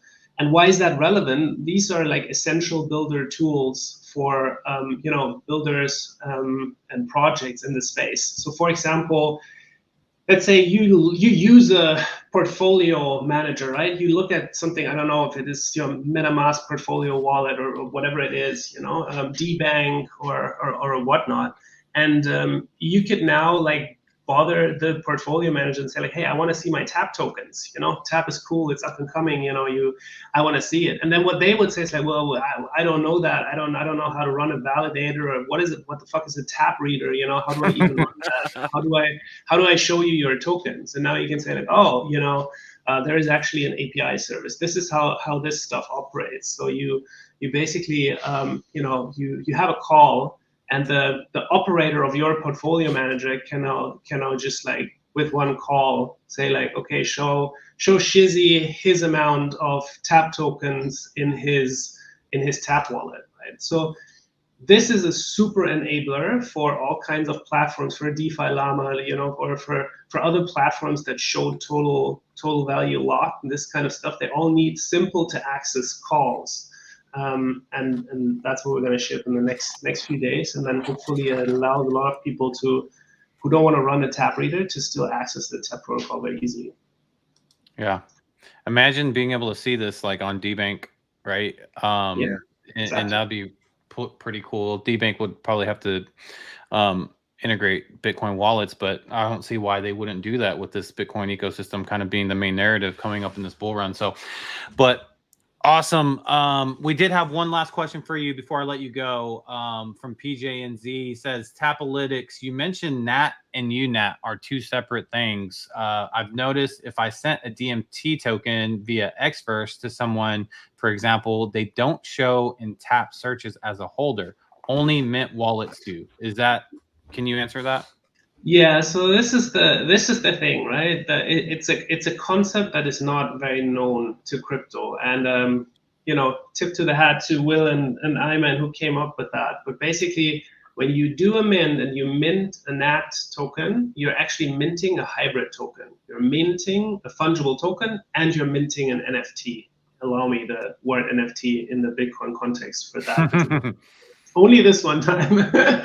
So yeah, so basically, your mint inscription, right? In BRC20, the mint inscription is worthless. In Tap, the mint inscription also doesn't really play a role, right? It ends up as like this inscription in your wallet that you don't really use because if you want to send your tokens, you have to inscribe the transfer or send the tokens, right? So Will and Ayman with DMT, came up with that idea, like, hey, why not use the mint inscription and just make it a non-fungible asset? So it basically, your mint inscription becomes the unique non-arbitrary token, the UNAT. It's basically the collection. So all the UNAT, all the NatCat images are the mint inscriptions. A NatCat is actually, when you mint a NatCat, you get your NatCat image, but you also actually get a NatCat token. Nobody cares about that token. Nobody probably knows that the token is around, but the token is around. Nobody buys it, but it is there. And if you mint a DMT, the DMT heroes, right? The cool images. Yeah. You also have a DMT heroes token balance, but nobody really cares about it. And 2 weeks ago, I think I touched on this. I think this is absolutely unique also in terms of use cases you could think of, and I haven't figured this out, but just think about, what an asset, like if you have an asset, a piece of art, and connected you have a token, you already have like a currency built in to your collection. You can do stuff with that, and I'm sure like somebody will come up with like a crazy idea or gamification or like super serious use case of that. So it's a little complicated, but yeah, basically you mint a DMT token, you get two things, a fungible token and a UNAT. So you can send the one and not the other, or vice versa. So they're not entangled, actually, which is even more interesting. They land in your wallet, and after that, these are separate actions. You send the tokens via tokens command, and right now, if you send a UNAT, you just send an ordinal, right? It's basically. Yeah. This is what it is. The one is a protocol transaction. The other one is actually an ordinal transaction. Gotcha. Makes a lot of sense there. Shizzy, do you have anything else for Papillon? That's it, man. What about you, Tom? Any questions? Any questions for Papillon? I mean, I think we've kind of hit along a lot of the main points. I think it would be really cool if we had like within the Tapalytics a lot more visibility on the swaps and the liquidity provisions. Because I know that a lot of people are struggling with that at the moment. Mostly it's gone well for me, but I've got a few lost LPs. So, but looking at the wallet, I can see my balance leave my wallet and go to what I assume is one of the container wallets, but then there's no more viewing of it. There's no liquidity token, there's no anything. So I'm assuming that my transaction is like stuck halfway somewhere. And like, yeah, being able to troubleshoot that on any platform would be super useful. Like, and especially even if they get all of that done within the Taparoo wallet, I think having a third party being able to verify it is obviously really important either way. So, like, I think any of those like kind of things that could get live would be super useful for anyone using the swap, especially as it becomes more popular. Yep. Noted. Thanks. We're working on it. Sounds like hard work. Yeah, it's not so. It's a complete new thing right now. So the past months we just like basically learned how to read the TEP protocol. Now you actually have to like have to understand how to look at the ICP canisters. Then you need to combine like what is like the canister logs, and then compare that with the TEP protocol logs. So for the bridges, you need to like look at actually like Ethereum contracts and stuff. So and then you need to define like, okay, well, what is it actually like? So what can Tapalytics visualize, and where are the boundaries? So it's not super easy, and we won't have it like very like I don't know. We're not gonna have it in the next days. That's a bit of work, but obviously that's what's needed, right? This is what the ecosystem needs, and we need new features, and we need to show what's going on, because otherwise people won't be able to use it. Yep, and I have zero doubt that you guys are going to be able to accomplish this, because you guys are super talented. But with that being said, Papillon, we appreciate your time for joining us, and we will talk to you soon, sir. Thank you, guys. Thanks for the invitation. Talk to you soon. Cheers. All right. Bye. Yeah, so I was kind of going on a little bit of a tangent earlier about like how having something like Tapalytics is like great to have in your armory, right? Like in terms of like the Tap like ecosystem. Don't you agree? Yeah, and I think having a data source that is like essentially a third party is obviously really, really good, because like let's say that you're Ethereum you don't want to be the people that are running Etherscan necessarily, do you? Like it's a bit like us. Like we don't want to be running everything ourselves because you need that third party sometime to just be a trusted source that is non-biased, right? Not that we would be biased, but like either way, like it's good to have the options. And I think if people could like keep track of their transactions through that, especially with the swap, because obviously there's a lot of complication and like people might just be a bit like, oh, I think this might be missing or whatever. It's good to know like what happened, and like it's also a really good way of diagnosing what went wrong and like potentially how to fix it, right? Like because it's potentially a lot too difficult for the average user to do without these tools. Otherwise, you're going to be digging around on multiple chains and canisters and trying to work out exactly what happened. And I certainly couldn't do it. So I'm assuming that 95% of people in the space can't. Yeah, I agree. Exactly. All right, guys, we're going to bring up our last builder, and you guys are very familiar with them because they definitely bring a new feature every week, and it is Universe, the Universe Wallet and Explorer. So let's bring them up to the stage. We got Universe. How are y'all doing today? Hey, how are you? Glad to be here and very excited for today's outcome of the election. Yeah, definitely something that's been kind of on a lot of our minds. Definitely mine for sure the past couple of weeks. And I'm dealing with like this oral surgery recovery, so it's like anxiety plus healing. It's like but hey, we got Tap Tuesday, so we got to turn it up. Let's do that. Let's finish out the show here. But for you guys are constantly working, right? Constantly adding. What is new with Universe? Truth, go ahead, you can start. Okay, no, thank you if you guys can hear me. I've been listening to the show. I just want to say congrats to all the builders. It seems to really be the tap season, and I kind of feel this is where like the universe will kind of start to make sense for all the users of the tap ecosystem. Every week I come on, I always want to make sure that I mention, because obviously there might be some new users, that Universe is also the home for like all your existing and emerging protocols in one place. So users right now will have a full support, as you know, for TAP, DMT, UNAT, LRC, runes, stamps, and more. And as more protocols come online, they're going to be expanding all of the different support systems for wallet holders. So each ecosystem or protocol will have indexers, explorers, and a marketplace. And I think this is important because it's going to eliminate the need for multiple Bitcoin wallets.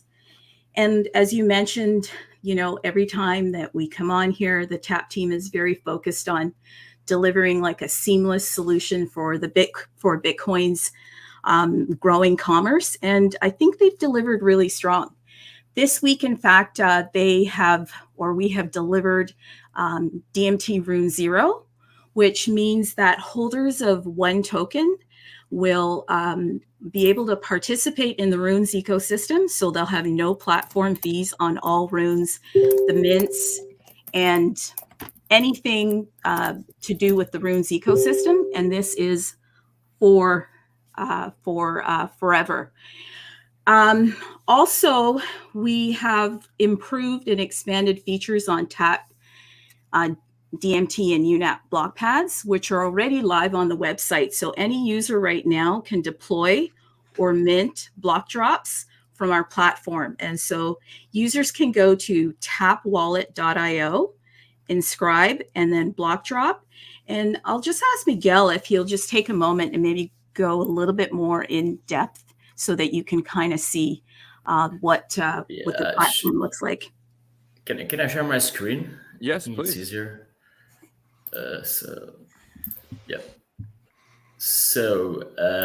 Going here on the block drop section, I'll just connect the wallet just to tap wallets.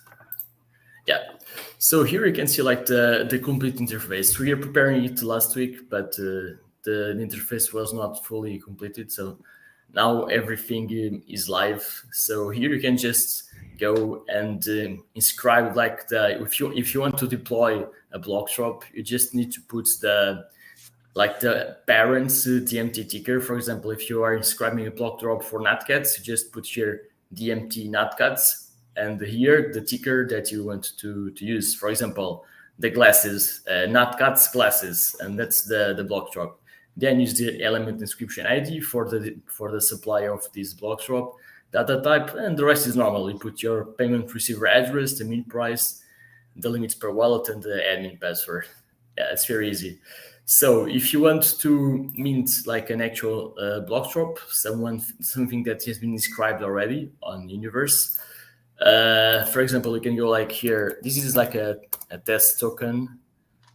What was the name of it? Let me check here and subscribe. Forget the name of it because it was deployed by our dev. So it's if you're here on the net, you go under block drops here. You can see it's already there. Yeah, iBear rare. So iBear dash rare. You see the pink mark, the pink check mark here. Yeah. So yeah, so it means that it's like a valid deploy. You click open block pads, and there you go. You have like all the blocks that are valid for these elements. There aren't so many. There are 3,000 available. This is just a test token. Do not mint it. It's just for checking the interface. As usual, you can select like a random block or just click like any block that you want to mint it. Then you just put the parent inscription ID. That's going to be like your NatCats inscription with the same block number. This one, you need to have like this exactly same block number. You put that inscription ID of that NatCat that you have. In this case, not the NatCat, the IBR. You put it there, then you just click submit. It will give you like an address where you have to send the parents, your original NatCat, you send it, and then you get both. You get the original and you get the children as well. In this case, it's the block drop. Yeah, and that's pretty much it. And as Truth said, we have been doing a lot of stuff in the background as well with the other protocols as well, integrating a lot of tools. We have been doing a lot of airdrops right now, just distributing tokens to the Tap community for them to use them in the swaps, in the liquidity pools, in our marketplace as well. I can see here a lot of them have already been like Gizmo, HAL, LEM. These are all Tap tokens that have been airdropped, and people are selling them and putting them on liquidity pools, hopefully in the future. And as Truth said in the last spaces that we did yesterday, these Tap tokens now they don't hold a lot of value because everything is near the protocol. The tokens itself. However, the Bitcoin tickers are unique in the Bitcoin ecosystem, especially in TAP and BRC20 and TAP as well. So if this, for example, the ticker Daddy in, I think it's Ethereum Sol token, I'm not sure, but if it gets like a lot of value on Solana, it probably like boosts like a huge hype that will spread across all protocols. So if you have like Daddy on top, for example, since it's unique, it's probably like rise like considerably. Like I don't know, like I think in a bull market, a token to have like 1 million market cap is very low, right? It's a very, very, very, very low market cap in a bull market. So if this token is like, for example, this supply, it's equivalent to the market cap of like 1 million, this will be worth like probably it's like 0.6%. So I don't know, it will like 100,000 or no, maybe less, like 50,000 or something. But it's still a lot. Like these things that are probably worth almost nothing right now, they can be worth like a lot in the future, especially when DeFi comes like at full force in the protocol and when liquidity pools become popular. So there's a huge potential for this. And we asked the Taparoo team as well for the AP calls and pods that they are doing for the swaps, so we can implement it, because I don't see the code still released anywhere else. So we are waiting for the response to get the the code for the APIs, so we can actually implement the same kind or similar swap interface on Universe. And yeah, that's pretty much it. And we are trying to boost this the pink movement. It's like our mission token, like this new brand Bitcoin, like all these new ecosystems and everything that is now happening on this new Bitcoin world. Yeah.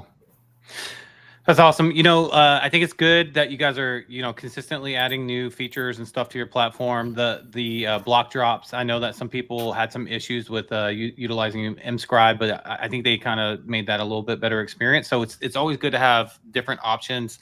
Foxy's about to have a block drop, and I don't know what platform they're going to utilize, maybe their own, but it's good to have these different options. So, appreciate you guys, explain to the community what you guys got coming, and we'll see if you're able to get some documentation from Taparoo Swap to possibly add a swap as well. That'll be very interesting. But we want to do that like as soon as possible. Just pushing up. We talked to Abdul as well to try to get it from the Tap team as well. Still waiting for the reply, but yeah, we want to do that as soon as possible to have our own swap interface too. Gotcha. Any last words to the audience from you guys, like what to look forward to? Because you guys have pretty much built, new features every week. So have you ran out? Are you guys kind of stuck on this swap thing to where that's the last? No, we are building like every week we bring new stuff. Now we are integrating the land on the wallet as well, and lots of new stuff are coming. We are putting the attributes, the traits on the marketplace, so the deployers can actually put the JSON files on that collection, just like on Magic Eden. So to make the marketplace more similar to Magic Eden, and we are trying to make the part of the marketplace that is regarded concerned like fungible tokens, like TAP, for example. We are trying to use like the same model that Magic Eden is. It's like more like order book style interface instead of card style interface. Gotcha. So it's more user friendly. It's more easy for users to use it for bulk orders as well, instead of clicking on a card. If I could just jump in and say that I think really now is the time to probably just jump in and start having some fun with the universe. Because like I said, this is tap season. So why not come out and collect some of the tokens? You never know, and just have fun with the whole ecosystem.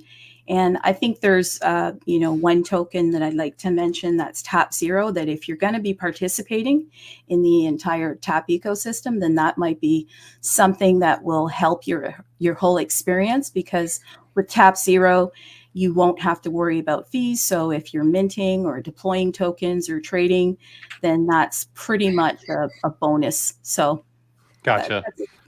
Zero fees on the top side. Yeah. So it kind of acts as like a pass to where you get fees waived. So that's awesome. Well, guys. It's like an OG plus, basically. Thank you. Yeah. Well, we appreciate both of y'all, jumping on every week. You guys are consistent. I will say something. We do Tap Tuesdays every Tuesday, and you guys never miss a Tuesday. And I will tell you that builders that try to take advantage of every opportunity, to me, I respect that. Some people might say, well, they're here every week. They're trying to add, like you're taking advantage of the opportunity given to you guys, and so kudos to y'all. So with that being said, we'll see you guys next Tuesday, I'm pretty sure, right? Yeah, and thank you very much again for the invitation. It's very happy to be here as usual. Yeah, for sure. Thank you. All right, guys, we'll see you guys next week. Thank you. Take care. All right. Yeah, man. So Tom, man, what a week, man, for Tap and everything. The Tap token going to $13, back down to $9. I mean, price wise has been kind of crazy. I would just like to say a quick thank you to Universe though, because I think explaining block drops there is quite necessary. I think it's a bit out of my comfort zone, and I think it was brought up earlier in the conversation, so it was good that he kind of went through that. Sure. Price, it's been interesting, right? Like, I mean, everything's been interesting, obviously, with the election going on. The market's all over the place. But yeah, I mean, I think it looks like a really strong chart. I'm looking at it. We had like a really nice breakout. We had a double back test on that breakout. It looks good. You know, it looks pretty good more than anything. So yeah, I'm very pleased with how it's gone so far. I'm hoping the next few months will be a really, really good time to build and keep going. And yeah, let's just see what happens, I guess. Well, I have a question that I don't know if you feel comfortable answering, but I was just thinking about it just now. anyway. Yeah.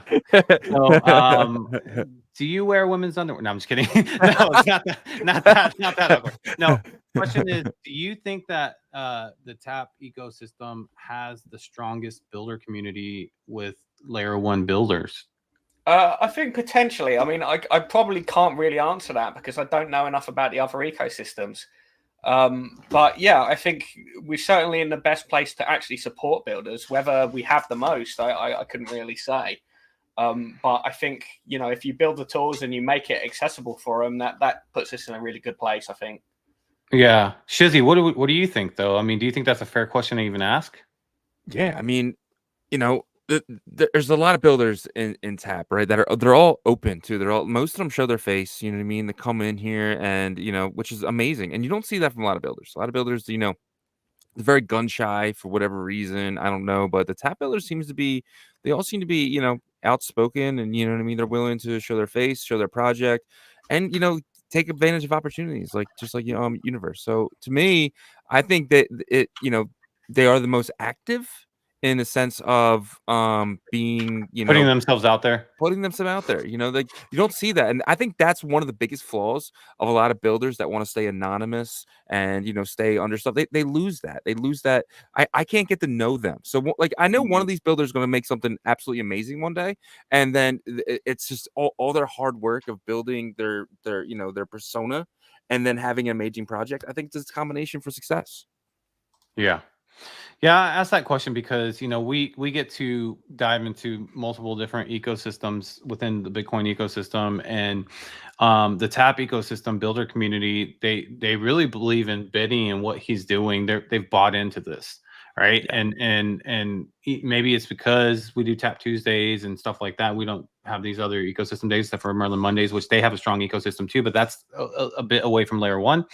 And so the layer 1 kind of builder community, I would say right now, until other communities come out or ecosystem builders come out, I would say TAP has the most robust, and that's what I'm seeing anyways. But Tom, any last parting words from you?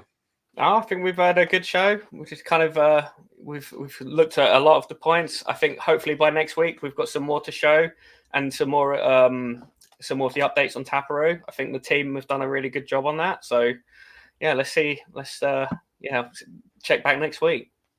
All right. Any chance we can get them on? Is there any way you can reach out and see if we can get someone? I can ask. Yeah, I can ask. I don't know whether they're big talkers or not. They might just ask me to do it, but we'll see. Yeah. All right, Tom. Well, thank you so much again. As always, you always show up. Obviously, you're heading kind of this initiative from the TAP side. So we thank you for your time, and we will talk to you next week. Yeah. See you later. Thanks for having me. Cheers. Well, really successful TAP Tuesday on an election day. I felt like this was really good to kind of get my head. I didn't think about the election at all for that hour. I really didn't. And now I'm just starting to feel like, what's the numbers on Polymarket? I'm sure but I have no idea. But it was really cool for me anyway to kind of get my head out of the election and kind of hear these builders. Like I love Tapalytics. I love Universe. I love Foxy, of course. I'm one of our partners, but and everything they're building. And it's really cool to hear from Tom, and I'm really bullish on TAP, and I think they can do some big things in the future. And it's really cool kind of seeing it's kind of like seeing like the infant get up and start running a little bit. Yeah, well, they're falling. They're still doing their thing, Not falling as in failing. They're just like fixing. But they're getting back up. Yeah. And I think that's the biggest thing is because they have all the other stuff. They have like a cult-like community. I know you hate that term, but like they have that. They have the builder community. They have like a data protocol, which you have to have for an ecosystem. And Tapalytics, that's one of the best ones.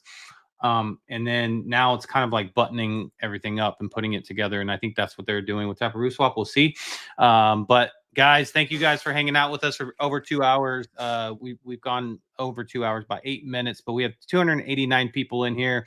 You know, I ain't gonna lie, I was looking at a little bit of the poly market numbers. I'm not gonna lie, but it is. What is it? What is it? I think it's like 60.7 to 39.5. So it's kind of similar to where it was earlier today, but you know, we have a long day ahead of us. But you know, guys, pretty soon this will be over and we can kind of move on with this. And so we appreciate all of you guys hanging out with us. If you could check out our partners if you have some extra time. BetBTC is the predictions market for the Bitcoin ecosystem. They utilize ICP and Bitcoin technology. You can go place your bets now still for who's going to win the election because they have that on there.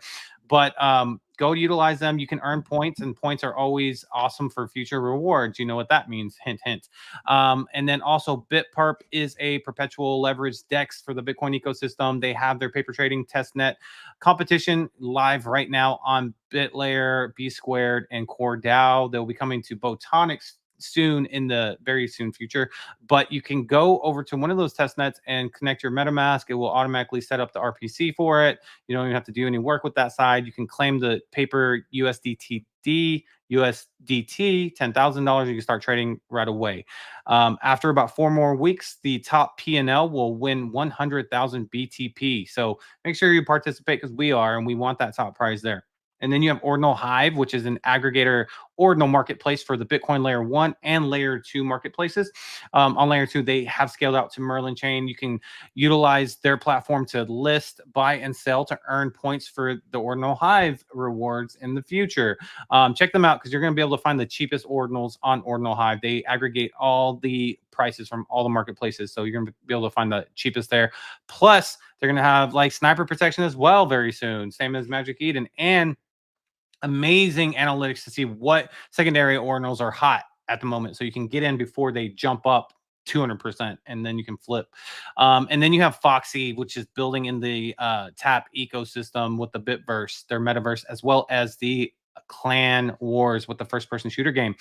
They showed the lightsaber that you're going to get if you got a bit miner. You'll get a block drop free for that. You just have to claim it. And then for the bit miners, the next campaign that they're going to do is for the Ultra Mythic, and they did hint that it is going to be Doggo to the Moon, I believe, earlier today. So make sure if you have that, you're managing and maintaining your bit miners, guys. If you don't have a bit miner, you can get one on Mscribe. The mint is still open, I believe. There's a couple left. And then we have Fluid Tokens, which is a layer 1 staking protocol for Bitcoin, guys. The first one, TVL. If you are an owner or founder of a Ordinals collection or runes, and you want your holders to benefit by staking the ordinals or runes, reach out to Raul, which is the CTO of Fluid Tokens, and they will get you hooked up with a staking vault, or reach out to us, we'll get you hooked up with them. Also, what's up? With Fluid, if you are a dog holder, keep your notifications on. They're opening a vault for the dog rune soon, so just do that, guys. Keep your notifications on and check out their Twitter for sure. Yeah, I think they hinted also about runestones too, so yeah, they might be doing something with that. But they also are a DEX for runes, so they split up your runes for you, and they will split them up, and you can swap them there as well. They have some plans for being a bridge as well from Cardano to Bitcoin. They are, you know, Cardano builders as well. That's why they're so good at this UTXO stuff. So check out Fluid Tokens, guys. And then lastly, Merlin Chain, the #1 scaling solution for Bitcoin L1 assets and protocols. So if you are building on layer 1 and you want a more flexible environment, I would say, you know, look at Merlin Chain. They're about to onboard a ton of users with their plan with Telegram. And so they have amazing grants, you know, and they have layer 1 projects that have great reputations like Ordinal Hive and Emblem Vault that qualified for these grants. So, you know, just fill out the application. They have great builder support there. But thank you so much for checking out our partners, guys. Yep. If you guys wouldn't mind checking out ordinalrevolution.com, we have some of the best articles dating all the way back to last year. If you know someone just entering the space, send them our website. We really feel like it can help them get started and get caught up to where we are today. If you guys are interested in a VPN, which you should be, everyone should be having a VPN. It is privacy. When a site blocks you for your geolocation, it's not because of your country. You know, your country is not stopping, your government's not stopping you. It's that site.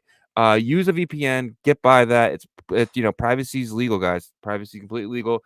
There's nothing you get in trouble for using a VPN. Definitely be using a VPN. If you need one, we have Nord, the best, 70% off coupon right there. If you guys are going to Bitcoin 2025 Las Vegas, we will both be there. It's going to be amazing, guys. Absolutely amazing. But do not wait till next year to get your tickets. Get your tickets today at ordinalrevolution.com. Click this link right here.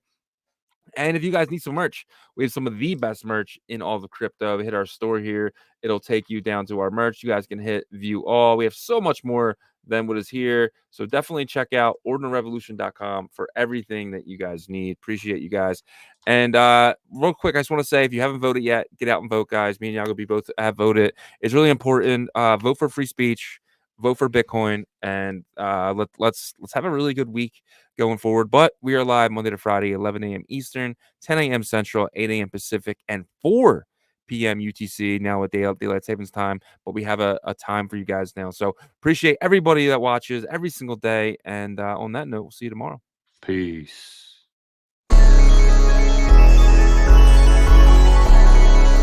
We OG, oh no, G.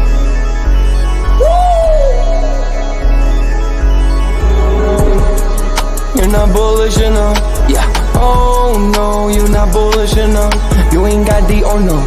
I get stoned by the bolo. Bitcoin set to overload, yeah. Experts on reload, yeah. You're not bullish enough, yeah. Oh no, you're not bullish enough. You ain't got the oh no. I get stoned by the bolo. Bitcoin set to overload. Experts on reload. Mempool getting hot. Everybody wanna rock, ayy. Rooms is coming, everybody on a knot, ayy. It's a nuisance, Ordinal Revolution, ayy. Ordinal Revolution. Yo, it's my guy for real, bro. Got friends right now. Yo, BRC 420, bro. Yo, that shit on fire, bro. Imagine if he in here. Yeah, lock it in the seal. Murder. I got balls of steel. Nuki on the field. Yeah, this shit for real.